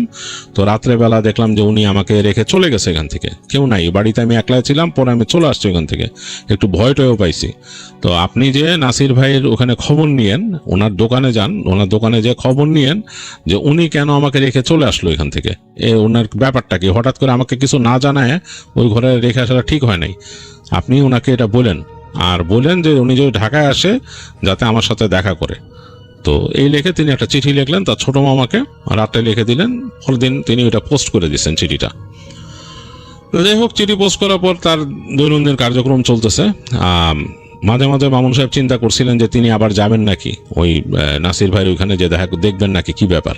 তো পরে বাদ দিলেন ওই চিন্তা, যে ওখানে আর কে যায়, এরকম এরকম ঘটনা। আর নাসির ভাইও যেহেতু যোগাযোগ করে নাই, সে তো তার ঠিকানা দিয়েছিল নাসির ভাইকে, নাসির ভাইও তো যোগাযোগ করে নাই। তো যাই হোক, এরকম তার দিন কেটে যাচ্ছে প্রতিদিনের কার্যকলাপে। তো একদিন টিউশনি থেকে ফিরে এসে তিনি বাসায় দেখলেন যে তার চিঠি আসছে বাড়ি থেকে, তার বাবার চিঠি, তার ছোট মামার চিঠিও আছে। তো তিনি ওই চিঠি বাবারটা পড়লেন, পড়ার পর তিনি ছোট মামার চিঠি নিলেন। ছোট মামার চিঠি নিয়ে তিনি পড়া শুরু করলেন। তো সেখানে তার ছোট মামা তাকে লিখছে, প্রথমে যে কেমন আছে লিখেই লিখছে, তুমি এগুলা কি লিখলা? নাসির তো আজ থেকে 1 মাস আগে সড়ক দুর্ঘটনায় মারা গেছে। নাসিরের সাথে তোমার দেখা হয় কিভাবে, আর তার বাসায় তুমি যাও কিভাবে? এগুলো খুবই আশ্চর্য ব্যাপার। নিজের যত্ন নিও, দোয়া দুধ পড়ে ঘুমাবা। আর যদি এই ঘটনা সত্যি হয় তাহলে এটা খুবই ভয়ের ব্যাপার। তুমি এক্ষুনি কোনো মসজিদে গিয়ে সেখানকার হুজুরের সাথে দেখা করো এবং তার পরামর্শ নাও, যদি বলেন তিনি তার মতো তুমি চিকিৎসা গ্রহণ করো। তো এগুলো পড়ে মামুন সাহেব মানে যার পণ্যায় অবাক এবং ভীত হয়ে যান। তার কাছে অবাক লাগে যে এই ঘটনাটা কি ঘটলো তার সাথে, এটা কি সম্ভব। তো তিনি মানে ওই দিন রাতে আর ঘুমাইতে পারেন নাই, তিনি প্রচন্ড ভয় পাইছেন। তিনি চিন্তা করছেন যে আমি মোটরসাইকেলের পিছনে কাকে নিয়ে গেলাম, আর কে আমাকে বসায় রেখে রান্না করতে গেল, ব্যাপারটা কেমন ছিল, আর সেই কুয়ার মধ্যে থেকে উঠে আসছিল এটাই বাকে। পুরো জিনিসটাই তার কাছে একটা রহস্যের জট তৈরি করে ফেলে এবং তিনি খুবই মানে এই জিনিসটা নিয়ে ফ্রাস্ট্রেটেড হয়ে যান। তো তিনি পরবর্তীতে একজন মসজিদের হুজুরের সাথে দেখা করেন এবং তাকে বলেন যে হুজুর, আমি এরকম ভয় পেয়েছিলাম, এই ব্যাপার। তো হুজুর শোনেন, শোনার পর বলেন যে আসলে আপনি কি এটা কল্পনা করছিলেন, পুরো ব্যাপারটা আপনার কল্পনা না তো, বা আপনার স্বপ্ন না তো? তখন নাসির ভাই বলে যে না, আমার স্বপ্ন কেন হবে, আমার কল্পনা কেন হবে, আমি তো এরকম গেছি। তখন হুজুর বলে যদি সেরকম কিছু না হয় তো অনেক সময় আছে, অনেক দুষ্ট জিন আছে যারা এইভাবে মানুষকে মানে ভুলায় কোথাও নিয়ে যাওয়ার চেষ্টা করে, ভয় দেখায়। তো আপনি ব্যাপারটা আসলে আগে শিওর হন যে এটা আপনার পুরো কল্পনা কিনা। যাই হোক, আপনি দোয়া দুরুদ পড়েন। তিনি তাকে দোয়া বলে দিলেন যে এই দোয়াগুলা পড়বেন এবং বললেন যে আপনি এই দোয়া পড়ে নিজেই পানিতে ফু দিয়ে সে পানিটা খাবেন, তাহলে আপনার জন্য ভালো হবে। আর রাত্রে এই দোয়া পড়ে ঘুমাবেন, এগুলা বলে দেয় মামুন সাহেবকে। তো মামুন সাহেব শুনে ওখান থেকে আসেন, আর এই করেন না। তবে তিনি আসলেই ওখানে গেছিলেন নাকি এটা তিনি মানে শিওর হওয়ার জন্য তিনি তার রুমমেটদের বারবার জিজ্ঞেস করছে, ওই দিন রাত্রে কি আমি বাসায় আসছিলাম এইভাবে? তো রুমমেটরা বলছে অবশ্যই আসছিস, তো রাত্রেবেলা এরকম আসছিস এবং তুই আমাদেরকে বলছিস এরকম ঘটনা। তো তিনি রুমমেটদের সাথে শিওর হয়েছেন এবং তারপরে আরো শিওর হওয়ার জন্য তিনি একদিন ওই জায়গায় যান মোটরসাইকেল চালায়। তো গিয়ে তিনি দেখেন, দূর থেকে দেখেন ওই বাড়িটা ওরকমই আছে, এবং তিনি চিনতে পারেন যে এই বাড়িতেই তিনি আসছিলেন। তিনি ওই বাড়িতে আর ঢোকেন নাই, বাড়ি থেকে অনেক দূরে দাঁড়ায় তিনি দেখছেন, তার ভয় লাগতেছিল। তিনি দূরে দাঁড়ায় যখন দেখছেন ওই তাল গাছ দুইটা দেখতেছেন, এখান থেকে তার ভয়ে বুক কাঁপতেছিল। তার কাছে মনে হচ্ছিল অদৃশ্যভাবে যে ওই নাসির ভাই ওখান থেকে তাকে দাঁড়ায় দাঁড়ায় দেখতেছে। তার সারা শরীরে লোম দাঁড়ায় গেছিল। তিনি ওখান থেকে চলে আসেন, আর তিনি ওটা ভুলে যাওয়ার চেষ্টা করেন, আর তো কখনো তিনি ওদিকে যান নাই। আর তিনি যখন গ্রামে গেছেন এরপরও তিনি কখনো নাসির ভাইয়ের ওখানেও যান নাই ভয়ে। নাসির ভাই দোকান বা ধারে কাছে তো আসেন না, ওই নামটাই তার কাছে ভয়ের ছিল। যাই হোক, এখন অনেক বছর পরে তার কাছে এগুলো অনেকটা ফিকে হয়ে আসছে। তিনি অনেক মানুষের অনেক ঘটনা শোনেন, অনেকের বন্ধু বান্ধবের কাছে তাদের এলাকার ঘটনা শোনেন, অনেক কিছু। তো এটা তার জীবনের একটা বেশ ভয়ের ঘটনা, যেটা তিনি আমাদের কাছে শেয়ার করলেন। আপনাদের কাছে কেমন লেগেছে জানাতে ভুলবেন না। আমার কাছে কিন্তু মামুন সাহেবের এই এক্সপিরিয়েন্সটা বেশ বেশ ভয়ের মনে হয়েছে।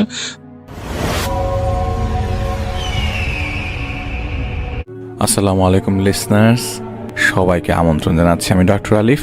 আশা করছি আপনারা সবাই ভালো আছেন, সুস্থ আছেন। ঘটনা শুরু করব, আর কোনো কথা বাড়াচ্ছি না। যিনি আমাদেরকে ঘটনা পাঠিয়েছেন তার নাম ফাহিম রহমান, এবং তিনি যেখান থেকে ঘটনাটি পাঠিয়েছেন সেটি হচ্ছেন 14 গ্রাম, কুমিল্লা। যেই ঘটনাটা তিনি শেয়ার করছেন এটা তার মামার ঘটনা।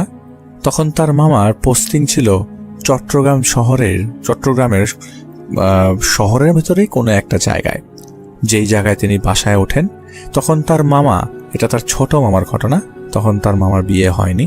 তো প্রথমে তিনি একটা মেসে থাকা শুরু করেন কয়েকজনের সাথে। ঘটনাটা ঘটে হচ্ছে 2004 সালে। মেসে থাকবার পর সেখান থেকে তিনি বাড়িতে আসেন, এবং তাকে অনেকটা জোর জবরদস্তি দিয়েই বিয়ে করিয়ে দেওয়া হয়। বাড়িতে আসার পর তাকে জোর করে বিয়ে করে দেওয়া হয়। তো প্রথমে স্ত্রী তার বাবার তার বাড়িতে থাকলেও তখনও তিনি চট্টগ্রামে নতুন বাসা নেননি। প্রথমে স্ত্রী তার বাবার বাড়িতে এবং তার বাড়িতে মিলিয়ে থাকছিল। মামাদের বাসা ছিল হচ্ছে 14 গ্রামে আর কি, কুমিল্লার 14 গ্রামে। তো পরে যখন তিনি বাসা নেন, তখন তার বাসা নেওয়ার সময় একটু ঝামেলা বাঁধছিল। পরে তার স্ত্রীকে নিয়ে তিনি বাসা নিয়ে নেন। যে বাসাটা ভাড়া নেন সেটা একটা ডাক্তারদের বাসা। তো চট্টগ্রাম শহর তো অনেক হিলি এরিয়া।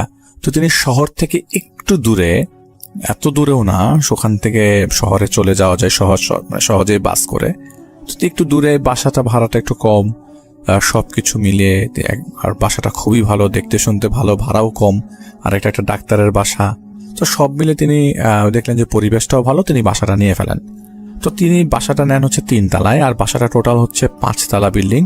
তো 3 তলায় এক ফ্ল্যাটে থাকতো হচ্ছে বাড়িওয়ালা, বাড়িওয়ালা তার ছেলে থাকতো, তার ছেলের বউ সহ, এবং আরেক ফ্ল্যাটে থাকতো হচ্ছে ওনারা ভাড়া নিয়েছেন। তো প্রথমে ওনাকে দিতে চাননি, কারণ উনি ব্যাচেলার দেখে ব্যাচেলার মনে করেছিল। পরে তিনি বলেছেন, না, আমি আসলে মেসে থাকি, কিন্তু আমি আমার স্ত্রীকে নিয়ে আসবো।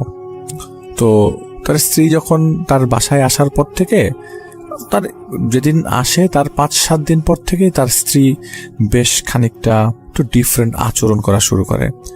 হঠাৎ করেই দেখা যায় যে ভয় পেয়ে যাচ্ছে, বাসার মধ্যে দরজা কেউ নক করলে ভয় পেয়ে যাচ্ছে। প্রথমে তিনি এই জিনিসগুলো আসলে জিজ্ঞেস করছিলেন না, তিনি মনে করছেন হয়তো বা এমনিতেই ভয় পাচ্ছে। একদিন টেবিলে খেতে বসছে, ওখানে টেবিলে খাওয়ার সময় হঠাৎ করে দরজা কেউ নক করেছে, হয়তো ময়লাওয়ালাই নক করেছে, কিন্তু তার স্ত্রী সাথে সাথে ভয় পেয়ে যায়, মানে কেঁপে ওঠে। যে এরকম তো একটা মানুষ দরজা নক করলে তো এরকম কেঁপে ওঠার কথা না। তো তিনি প্রথমে জিনিসটা আসলে ইগনোরই করছিলেন। তিনি মনে করছেন হয়তো কোনো সমস্যা। তিনি জিজ্ঞেস করছিলেন না তার স্ত্রীকে যে তোমার কি কোনো সমস্যা আছে কিনা, বা তুমি এরকম ভয় পাচ্ছ কেন। রাতের বেলা যখন তিনি ঘুমাতে যেতেন, রাতের বেলা হয়তো বা দেখা যেত যে পাশ দিয়ে একটু গাড়ি গেল, তিনি ফট করে কেঁপে উঠছে, ঘুমের মধ্যে কেঁপে উঠছে। তো একদিন সময় করে, সেদিন তো জুমাবার ছিল, নামাজ পড়ে আসার পরে দুপুরে খাওয়া দাওয়া শেষ করে তিনি তার স্ত্রীকে জিজ্ঞেস করছিলেন যে তোমার এরকম যে স্বভাব, তুমি যে মাঝে মধ্যে কেঁপে ওঠো, এটার কারণ কি? তখন তার স্ত্রী বলে যে কোথায় আমি কেঁপে উঠি? বলে যে আমি কিন্তু গত কয়েকদিন যাবত দেখলাম যে কেউ দরজা নক করলে তুমি কেঁপে ওঠো। তিনি বলে যে আমি হয়তো বা ওই মুহূর্তটা অন্য কিছু চিন্তা করছিলাম, হয়তো এই জন্য আমি একটু কেঁপে উঠেছি। বলে না, তুমি কি সারাক্ষণই অন্য কিছু চিন্তা করো? দেখা যায় যে দরজা নক করলো কেউ, অথবা আমি রান্নাঘরে রান্না করছি, হঠাৎ করে একটা গ্লাস আমার ওই দিন হাত থেকে পড়ে গেল, তুমি কেঁপে উঠলে। তোমাকে শব্দতে শোনার কোনো সমস্যা আছে বা কিছু, তুমি আমাকে চাইলে জানাতে পারো। তো তার স্ত্রী তাকে কিছু বলে না আর কি। তো প্রায় 1 মাস ওইখানে থাকার পর হঠাৎ করে তার স্ত্রী ওই দিন তারা আসলে বিকালবেলা একটু বেরিয়েছিল পতেঙ্গা সমুদ্রের কাছাকাছি। তো ওখানে তার স্ত্রী তাকে হঠাৎ করে বলে যে আসলে আমি একটু ভয় পাচ্ছি, বাসার মধ্যে আমি কিছু জিনিস দেখতে পাই। বলে তুমি কি দেখতে পাও তুমি বাসার মধ্যে? তো তিনি খুব অবাক হয়ে যায়, এই জমানায় এসে এই শহরের মধ্যে কি দেখতে পাওয়ার কথা। এমনও না যে বাসাটা একটা ক্ষেতের মাঝখানে, চারিপাশে ক্ষেত, অন্ধকার, এরকমও না। পাশাপাশি বাড়ি আছে, ফ্ল্যাট আছে, রাস্তাঘাট বড়, লাইট আছে, আশেপাশে দোকানপাট আছে, মানুষের সমাগম আছে, ভয় কিসের? তো তিনি বললেন যে তুমি কিসের ভয় পাচ্ছ, আমাকে বলো, তাহলে আমি যদি কিছু করতে পারি। বলে যে আমি প্রায় সময় আমাদের বাসার ভেতরে একজন মানুষকে দেখতে পাই। তো তিনি বলেন যে মানুষকে দেখতে পাও মানে কি? তার স্ত্রী বলছিল যে আপনি ওই দিন অফিসে চলে যাওয়ার পরে আমি বাসায় রান্না বান্না করছিলাম, আর আপনি বলেছিলেন আপনি দুপুরে চলে আসবেন। তো আমি রান্না বসিয়ে গোসলে চলে যাই। গোসল থেকে ফেরত এসে দেখি যে আমার ডাইনিং স্পেসে একজন বসে আছে। আমি সাথে সাথে ঘাবড়ে যাই, আমার বুক থুপড়ে ওঠে, কারণ বাসার চাবি শুধুমাত্র বাসার ভেতরে ছিল। তুমি বাসার চাবি নিয়ে যাও না, তো তুমি তো যে চলে গেলা, হঠাৎ করে বাসার ভেতরে কে আসলো? প্রথমে আমি চোর ভেবে একটা চিৎকার দিয়ে বসি।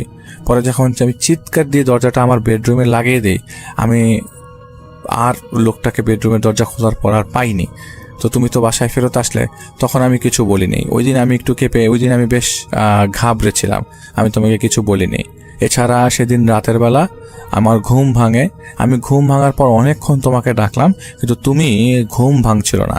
ওই মুহূর্তে আমি একটা মানুষ দেখছিলাম আমাদের বেডরুমের মধ্যে, কিন্তু সেটা পুরুষ মানুষ ছিল না, সেটা একটা 12 থেকে 13 বছরের বাচ্চা ছিল। যে বাচ্চাটা ওই বাসাটার মধ্যে আমার দিকে তাকিয়েছিল অন্ধকারের মধ্যে। পাশের বাসার জানালা, মানে ল্যাম্প পোস্টের যে লাইট, সেটার আলোতে তিনি পরিষ্কার দেখতে পাচ্ছিলেন ওইখানে একটা ছেলে দাঁড়ানো আছে, কিন্তু চিৎকার দিতে পারছিল না। প্রথমে তিনি মনে করেছিল চোর এসছে, কিন্তু উনি চিৎকার দিতে পারছিল না। তো ওনার হাজবেন্ডকে বারবার আমি তোমাকে বারবার তোমার শরীর ঝাঁকানি দিচ্ছি, কিন্তু তুমি উঠছিলে না।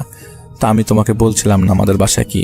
আরেকদিন দেখি যে আমি সন্ধ্যার দিকে, তুমি একদিন বাজার সদাই আনতে গেলে সন্ধ্যার দিকে, আমি বারবার রান্নাঘরে যাবো, হঠাৎ করে আমাদের বেডরুম থেকে চা বানাবো। আমার মাথাটা খুব ধরেছিল সেদিন, আমার এমনিতে একটু মাথা ঝিমঝিম করছিল। তো আমি রান্নাঘরে যাওয়ার পর দেখি একজন বয়স্ক মতো মহিলা আমার বাসায় কি জানি মাছ কুটছে বা কিছু একটা করছে, কিন্তু আমার বাসায় ওই জায়গায় ওই মুহূর্তে তো কোনো মাছ ছিল না, মাছ ছিল সব ফ্রিজের ভেতর। মাছ কিভাবে আর ফ্রিজও আমাদের বাসায় নাই, ফ্রিজ হচ্ছে বাড়িওয়ালার বাসায়, আমরা ফ্রিজে আমাদের জিনিসপত্র রেখেছি। তো মাছ কোথার থেকে আসবে এখানে? তো আমি দেখলাম যে একজন মাছ কাটছে। তো আমি সাথে সাথে ভয়ে আমি আর চিৎকার দিতে পারছিলাম না, আমার মুখটা একদম ওরকম হা করেই ছিল। আমি বেডরুমে যে দরজা লাগিয়ে দিই, পরে তুমি যখন আসো আমি তখন দৌড়ে যে দরজা খুলে দেখি তখন আর রান্নাঘরে কেউ ছিল না। তো এটা হচ্ছে আমি কয়েকদিন দেখেছি। এখন এটাতে আমাকে বেশ পোহাচ্ছে, আমি বারবার সেসব জিনিসগুলো চিন্তা করছি, আমি অন্য জিনিস চিন্তা করছি না। মাঝে মধ্যে তুমি দেখো না যে তুমি আমাকে একটু নক করো বা আমাকে একটু ডাকলে আমি কিন্তু অ্যান্সার খুব সাথে সাথে দিতে পারি না, কারণ আমি আসলে জিনিসগুলো চিন্তা করছিলাম। তো আমি ভাবলাম যে আজকে আমি তোমাকে বলি বিষয়টা, আমার না এই বাসাটায় থাকতে ইচ্ছা করছে না।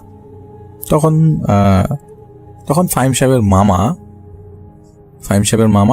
বাবার সাথে বিষয়টা একটু ডিসকাস করেন, কারণ ফাহিম সাহেবের বাবা আর তার মামা, মানে শালা তো তার মামা হচ্ছে শ্যালক তো তার বাবার। তো তারা দুজন ডিসকাস করে বলে যে দুলা ভাই, আমি এখন কি করব, আমার বাসার মধ্যে একটু সমস্যা দেখা দিচ্ছে, আমার স্ত্রীর তো এরকম সমস্যা, আপনার কাছে কোনো সলিউশন আছে কিনা, বা আপনি কি কিছু সাজেশন করে দিবেন? বাসার মধ্যে তো আমি কোনো সমস্যা দেখছি না, কিন্তু আমার স্ত্রী তো এরকম সমস্যা দেখছে। তখন বলে যে তুই একটা কাজ কর, তুই তোর স্ত্রী ওয়াইফ নিয়ে তুই আমাদের বাসায় কিছুক্ষণ বেড়ায় যা, বাসা তো খালি, তুই আমাদের বাসায় কিছুদিন বেড়ায় যা, ও ঘুরে যাক, তাহলে মনটা ভালো লাগবে। এরকম কিছু জিনিস মাঝে মধ্যে চিন্তা থেকে আসতে পারে। আর তোর বউয়ের কি এরকম ভয়ের ঘটনা বা ভয়ের সিনেমা দেখার অভ্যাস আছে নাকি? তো বলে না এরকম তো কিছু না, বাসার মধ্যে তো এরকম কিছু আমি শুনি নাই। বলে এক কাজ কর, তুই আমাদের বাসায় ঘুরে যা। তো প্রায় সপ্তাহখানেক পরে তিনি 3 দিনের ছুটি নিয়ে তার স্ত্রীকে নিয়ে এই বাসায় ঘুরে যায়। মানে ফাহিম সাহেবদের বাসায় আসার পরে তার স্ত্রী একদম নর্মাল, একদম নর্মাল। যেই ভীত সন্ত্রস্ত অবস্থায় তার বাসার মধ্যে তাকে দেখা যায়, তিনি ফাহিম সাহেবদের বাসায় আসার পর একদমই নর্মাল। তো যেহেতু নর্মাল অবস্থাটা দেখা যায়, তো ফাহিম সাহেবের মামা কি করে, ফাহিম সাহেবদের বাসায় তার স্ত্রীকে রেখে ওখানে কিছুদিন 3 দিন থাকার পরে তার ওয়াইফকে তার বাবার বাড়িতে রেখে তিনি চিটাগং চলে আসে। চিটাগং চলে আসে তিনি তার বাসার মধ্যে সাহস, ওনার মামা খুব সাহসী ছিল, তো বাসার মধ্যে তিনি কয়েকদিন যাবৎ থাকেন, 4-5 দিন থাকেন। কিন্তু কোনোদিনই এই 4-5 দিনের মধ্যে তিনি কিছু পাননি, কিছু বুঝেনি না, একদমই নর্মাল, খুবই সিম্পল।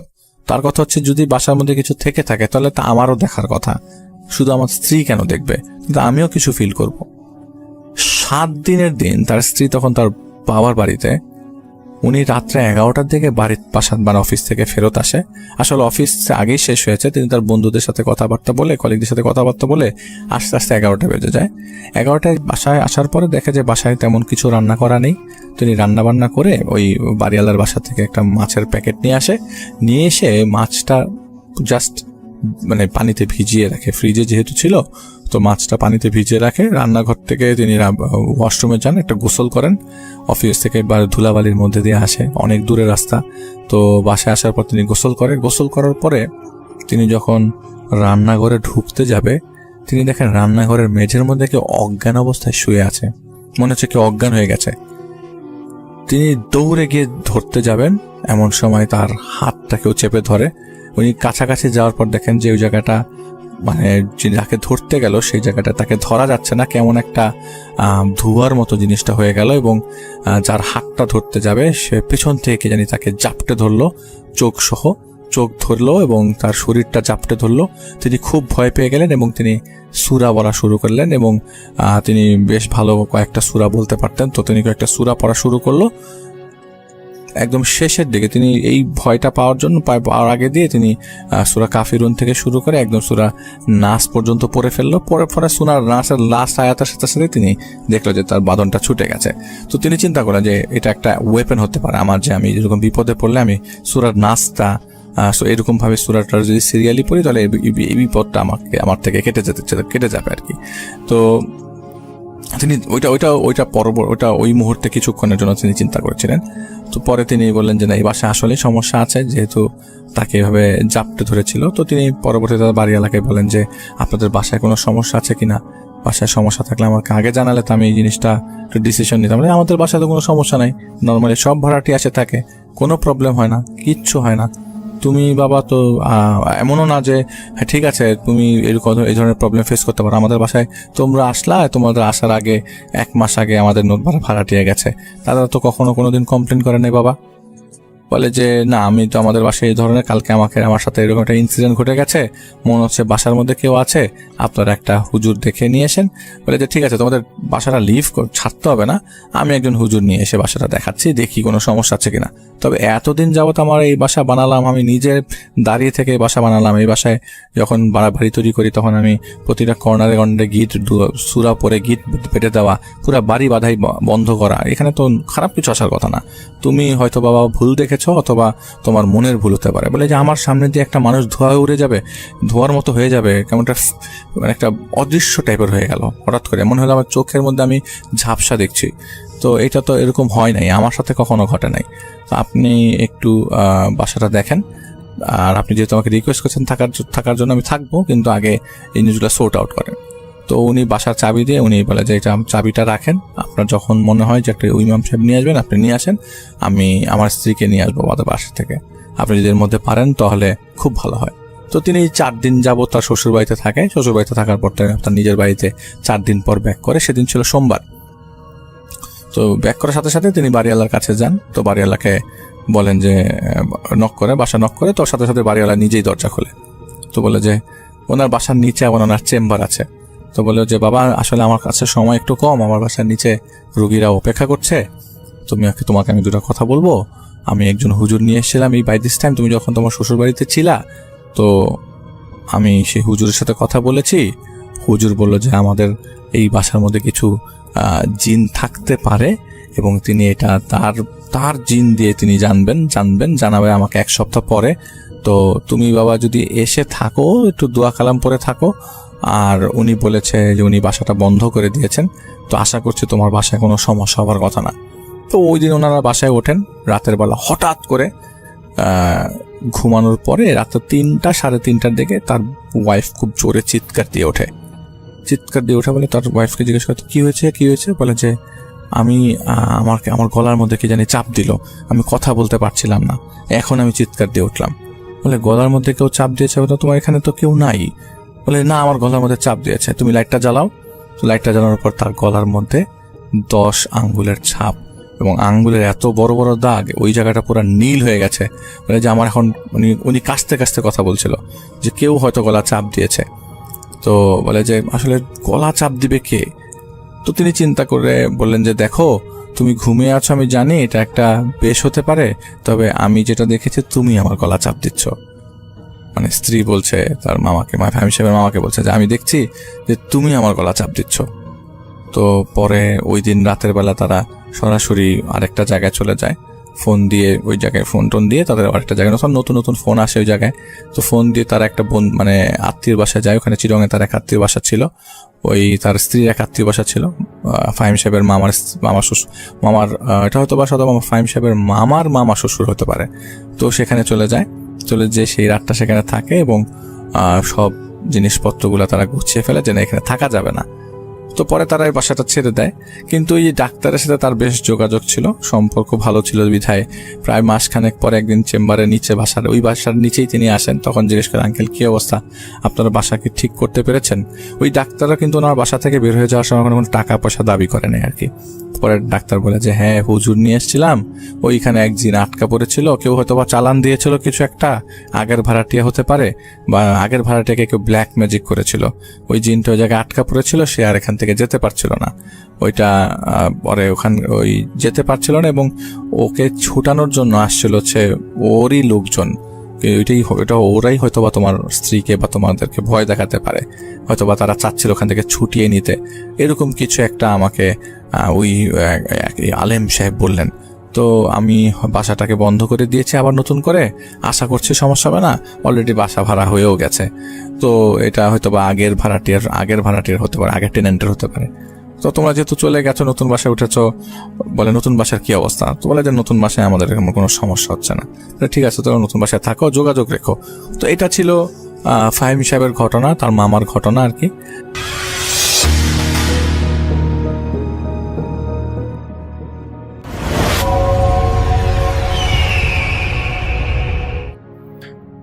আসসালামু আলাইকুম রাসেল ভাই, আমার নাম জুনায়েদ আহমেদ পিয়াস।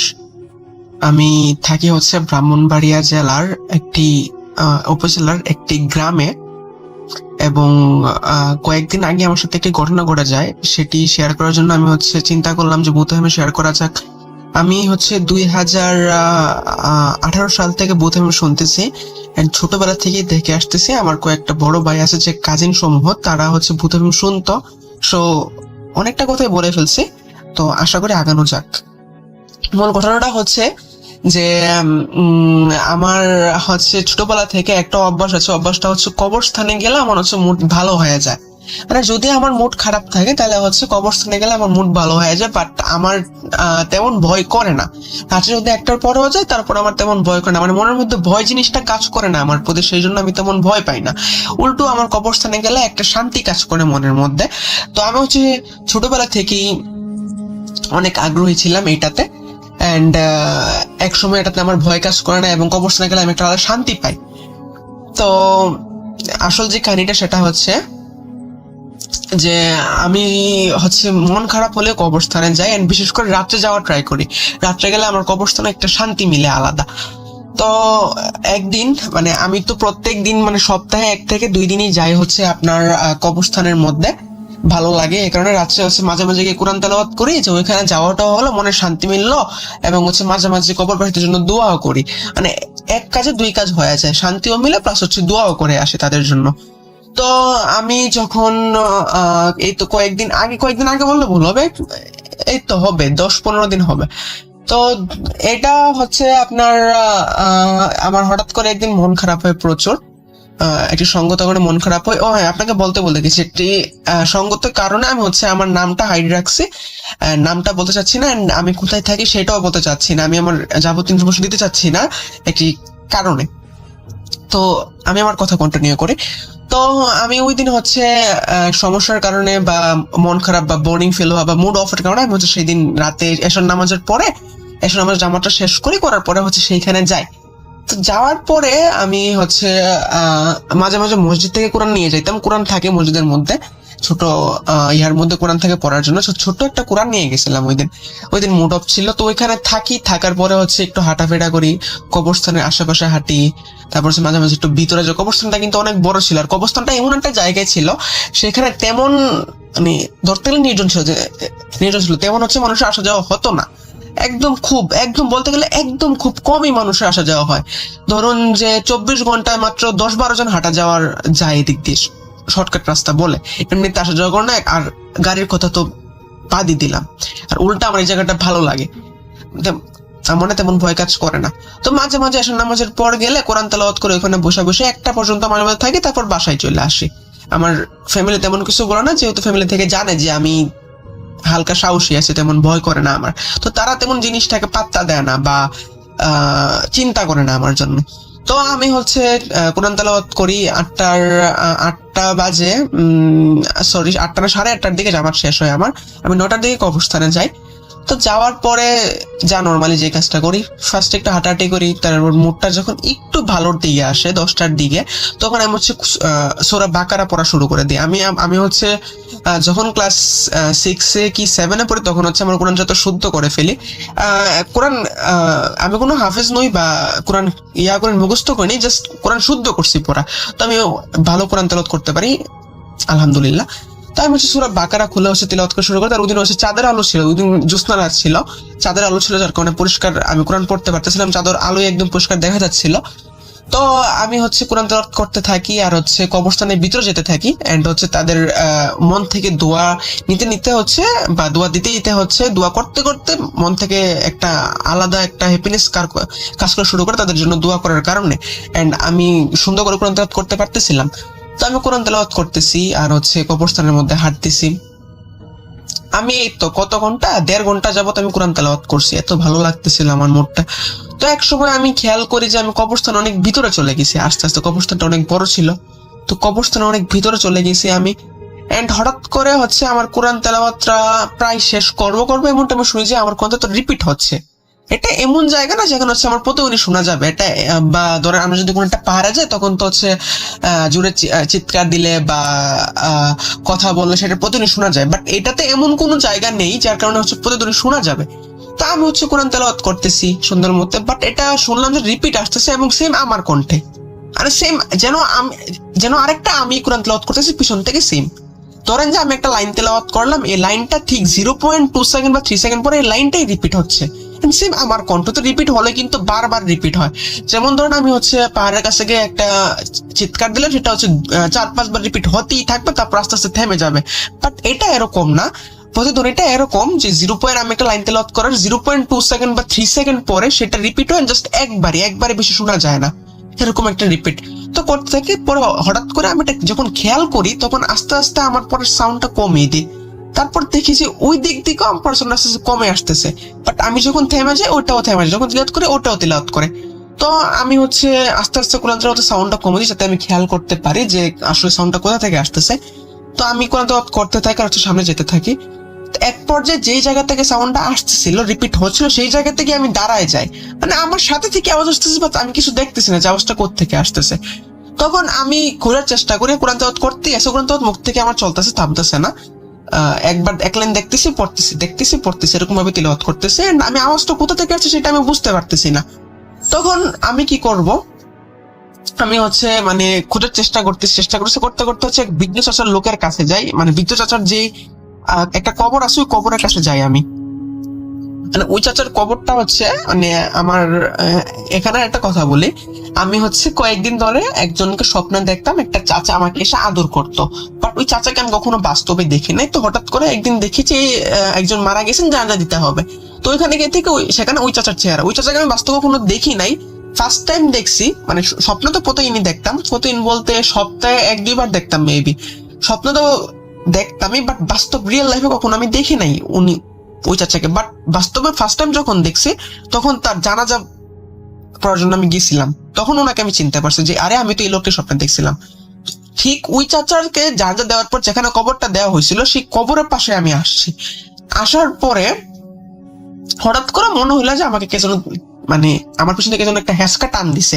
টান দেওয়ার পরে আমি হচ্ছে নিচে পড়ে যাই। পড়ার পরে আমি হচ্ছে তেমন ভাবে খেয়াল করতে পারিনি যে কোথায় পড়ছি আমি। আমার কাছে মনে হলো যে একটা গর্তে পড়ছি। তখন চাঁদের আলো ছিল, আমি খেয়াল করেছি একটা কবরের মধ্যে পড়ছি, ভাঙা একটা পুরনো কবরের মধ্যে পড়ে গেছে। সেখানে হচ্ছে মানে কঙ্কাল গুলা বা যে হাড্ডি গুলা সেগুলো চাঁদের আলো ক্লিয়ারলি দেখা যাচ্ছিল।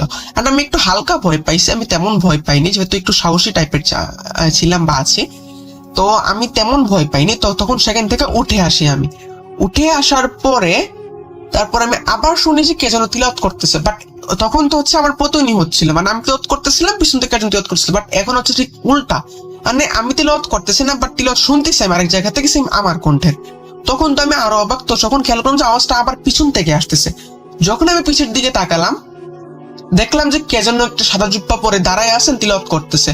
যখন আমি ওনার কাছে যাব তখন হঠাৎ করে আমার খেয়াল করি যে আমি কবরের মধ্যে আছি, এন্ড আমি যেই জায়গাতে পড়ছিলাম এই জায়গার মধ্যে আছি, এন্ড আমি এতক্ষণ একটা ঘুরের মধ্যে বা স্বপ্নের মধ্যে ছিলাম, যেটা মানে আনবিলিভেবল যে আমি এই জায়গাতে পড়ছি। সেটা আমি স্বপ্নে কিভাবে দেখলাম যে আমি এই জায়গাতে পড়ছি? আমি তো জাগলামই মাত্র, বা ঘুর থেকে বা স্বপ্ন থেকে উঠলামই মাত্র, মাত্রই দেখলাম যে আমি হাড্ডি দেখতে পাচ্ছি চাঁদে আলো। বাট এইটা আমি স্বপ্নে আগে কিভাবে দেখলাম? আমি তো পরে অজ্ঞান হয়ে গেছিলাম। আমার তো জানার কথা না যে আমি কোথায় পড়ছি, আমার তো মাত্র জানার কথা যে আমি এখন পড়ছি, এখন আমি এই জায়গায় পড়ছি, বাট আমি এটা স্বপ্নে কিভাবে দেখলাম? আচ্ছা, পাই দাও এইটা গেল। তখন আমি হচ্ছে উঠলাম, ওঠার পর থেকে আমি দেখলাম যে সেম সেম কাহিনী, মানে স্বপ্ন যেটা করছে এটি আবার রিপিট হচ্ছে। আমি ওই কবর থেকে উঠার পরে যে পিছে কার যেন আওয়াজ পাচ্ছি যে কোরআন তেলাওয়াত করছে, তো পিছে তাকাই দেখেছি সেই একই কথা, স্বপ্ন যেটা দেখছি সেইটাই। একজন জুব্বা পরিহিত লোক, তিনি হচ্ছে কোরআন তেলাওয়াত করতেছেন। তখন আমি হচ্ছে সেদিকে যাইতে থাকি। যাওয়ার পরে আমি প্রায় কাছে যাব, তখন আমার কাছে একটা সুগন্ধি ভাসতেছিল, সুগন্ধি টাইপের কিছু একটা ভাসতেছিল আমার কাছে। মানে আমার যতদূর মনে আছে এই কবর আশেপাশে কোনো বাগান নাই বা ফুলের কোনো আনাগোনাও নাই। আর যেই ফুলগুলা থাকে সেগুলা থেকে সুগন্ধি যুক্ত ফুল না, সেগুলা তেমন সুগন্ধি আসে না। বাট এখানে অনেক সুগন্ধি আসতেছিল, ফুলের সুগন্ধি। কোন ফুল সেটা আমি বলতে পারি না, বাট সুগন্ধি যুক্ত ফুলের আভাস আসতেছিল। তখন আমি সেইখানে যাই। যাওয়ার পরে ওনাকে জাস্ট আমি হাতটা দিছি, ওনার খাদে হাত রাখছি পিছন থেকে, যে আপনি এত রাতে এখানে কি করতেছেন জিজ্ঞেস করতে যাবো। তখন উনি এদিকে আমার দিকে ফিরছে। তখন দেখি যে ভিতরে কিছু নাই, মানে কাপড়টা, মানে এরকম মনে হচ্ছে যে আমি একটা কাপড় পরেছি, জুব্বা পরে আছি। তো আমার দিকে তাকালো তো আমার চেহারা দেখা যাবে, যে কাপড়ের ভিতর দিয়ে আমার হাতের মুষ্টিটা দেখা যাবে। তারপর হচ্ছে পায়জামার নিচে আমার দুটা পায়ের আঙ্গুল সমূহ, পায়ের যে নিচের জায়গাটা সেটা দেখা যাবে। বাট সেই জায়গাগুলো অদৃশ্য, মানে মনে হচ্ছে কোনো একটা অদৃশ্য জিনিস পাঞ্জাবি পরে আছে। এন্ড সেটা দেখে তো আমি পুরাই ভয় পাইছি, এন্ড আমি হচ্ছে সেইখানে সেন্সলেস হয়ে যাই কিনা আমি বলতে পারি না, বাট আমার তখন থেকে কিছু মনে নেই, মেবি সেন্সলেস হয়ে গেছিলাম। তো আমি হচ্ছে আমি 5 ওয়াক্ত নামাজ পড়তাম মসজিদে। তো একটা আঙ্কেল ছিল যিনি হচ্ছে আমাকে প্রতিদিন দেখতেন নামাজ পড়তে এবং আমার সাথে যেতেন। তো ওই আঙ্কেল হচ্ছে সকালে ফজর নামাজ পড়তে যাওয়ার সময় আমাকে সেইখানে হচ্ছে কবরস্থানের পাশে দেখতে পাই উনি। মানে আমি হচ্ছে কবরস্থানের ভিতরে চলে গেছিলাম অনেকটা, বাট তিলাওয়াত শুনতে হচ্ছে কবরস্থানের যে দরজাটা আছে, বেরোর দরজা, ওইটার কাছাকাছি পর্যায়ে আসি। এতটাও কাছাকাছি না, কাছাকাছি এমন কাছাকাছি পর্যায়ে আসি যে ওই রাস্তা দিয়ে যাওয়ার সময় যে কেউ দেখতে পাবে ওই জায়গাটা, এতটা মানে ডিস্টেন্সে আসি আমি। তো আমি তো সেন্সলেস হয়ে গেছি। তো ওই চাচা হচ্ছে সকালে ওনার হচ্ছে ঘুম থেকে উঠতে দেরি হয়ে গেছিল, তো জামাতার মেবি আর 5 থেকে 6 মিনিট বাকি ছিল। তো এখন আসল রাস্তাতে যেতে গেলে তো একটু টাইম লাগবে, তো উনি শর্ট রাস্তাটা বেছে নেন, শর্ট রাস্তা দিয়ে উনি জামাতে যাবেন। তখন জামাতে যাওয়ার সময় উনি হচ্ছে আমাকে সকালে দেখতে পান। সেখানে দেখতে পাওয়ার পর উনি উপরে হকচকে যে নাম যে আমি এখানে কি করতেছি, প্লাস আমি সেন্সলেস অবস্থা এখানে পড়ে আছি। পরে উনি হচ্ছে দেখেন যে আমার মাথায় হালকা চোট লেগে আছে, মেবি আমি নিচে পড়ার সময় বা পড়তে যাওয়ার সময় যেভাবে হোক মাথায় আমি আঘাত পাইছে, মাথা থেকে হালকা রক্ত পড়তেছে, কয়েকটা ফোঁটা রক্তের মতো দেখা যাচ্ছে, যেটা হচ্ছে লেগে গেছে বা শুকিয়ে গেছে, আমার কপালে লেগে আছে। পরে উনি তো হালকা হকচকায়া যান। পরে হচ্ছে উনি আমাকে হচ্ছে নামাজটা শেষ করে উনি হচ্ছে আমাকে নিয়ে একটা নিকটস্থ হাসপাতালে যান, যেটা হচ্ছে সকাল সকাল খোলা পাওয়া যায় বা খোলা থাকে। ওইখানে একটা হাসপাতালে, ছোট একটা হাসপাতাল, হাসপাতাল বলতে ভুল হবে, একটা ফার্মেসি টাইপের আর কি, জাস্ট একটা ছোট মোটো একটা চেম্বার টাইপের। তো এখানে উনি আমাকে নিয়ে যান। তারপর হচ্ছে ওইখানে আমি তখনও সেন্সলেসই হয়েছিলাম, সেন্স আসেনি আমার।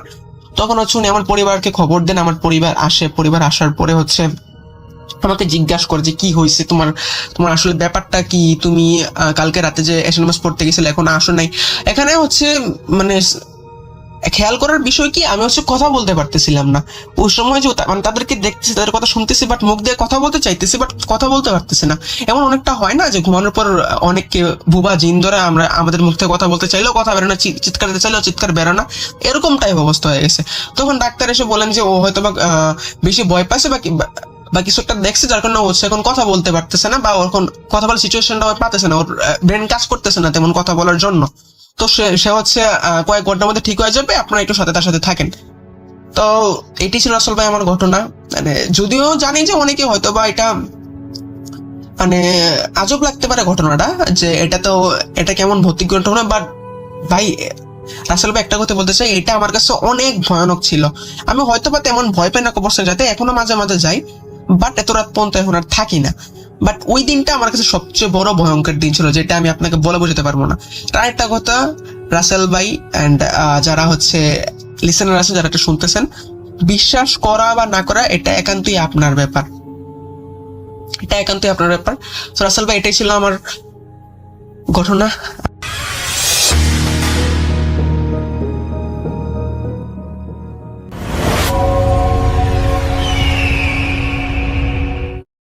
আসসালামু আলাইকুম লিসেনার, আশা করি আজকের এই ভয়ানক ঘটনাগুলো আপনাদের কাছে বেশ ভালো লেগেছে। আমি আপনাদের জন্য প্রতিনিয়ত বাছাই করে এরকম নতুন নতুন ঘটনা নিয়ে আসি, তাই এই চ্যানেলটি সাবস্ক্রাইব করে সাথে থাকা বেল আইকনটি অন করে ফেলুন, যাতে পরবর্তী ভিডিও ছাড়ার সাথে সাথে আপনারা এই ভয়ানক ঘটনাগুলো আবারও শুনতে পারেন।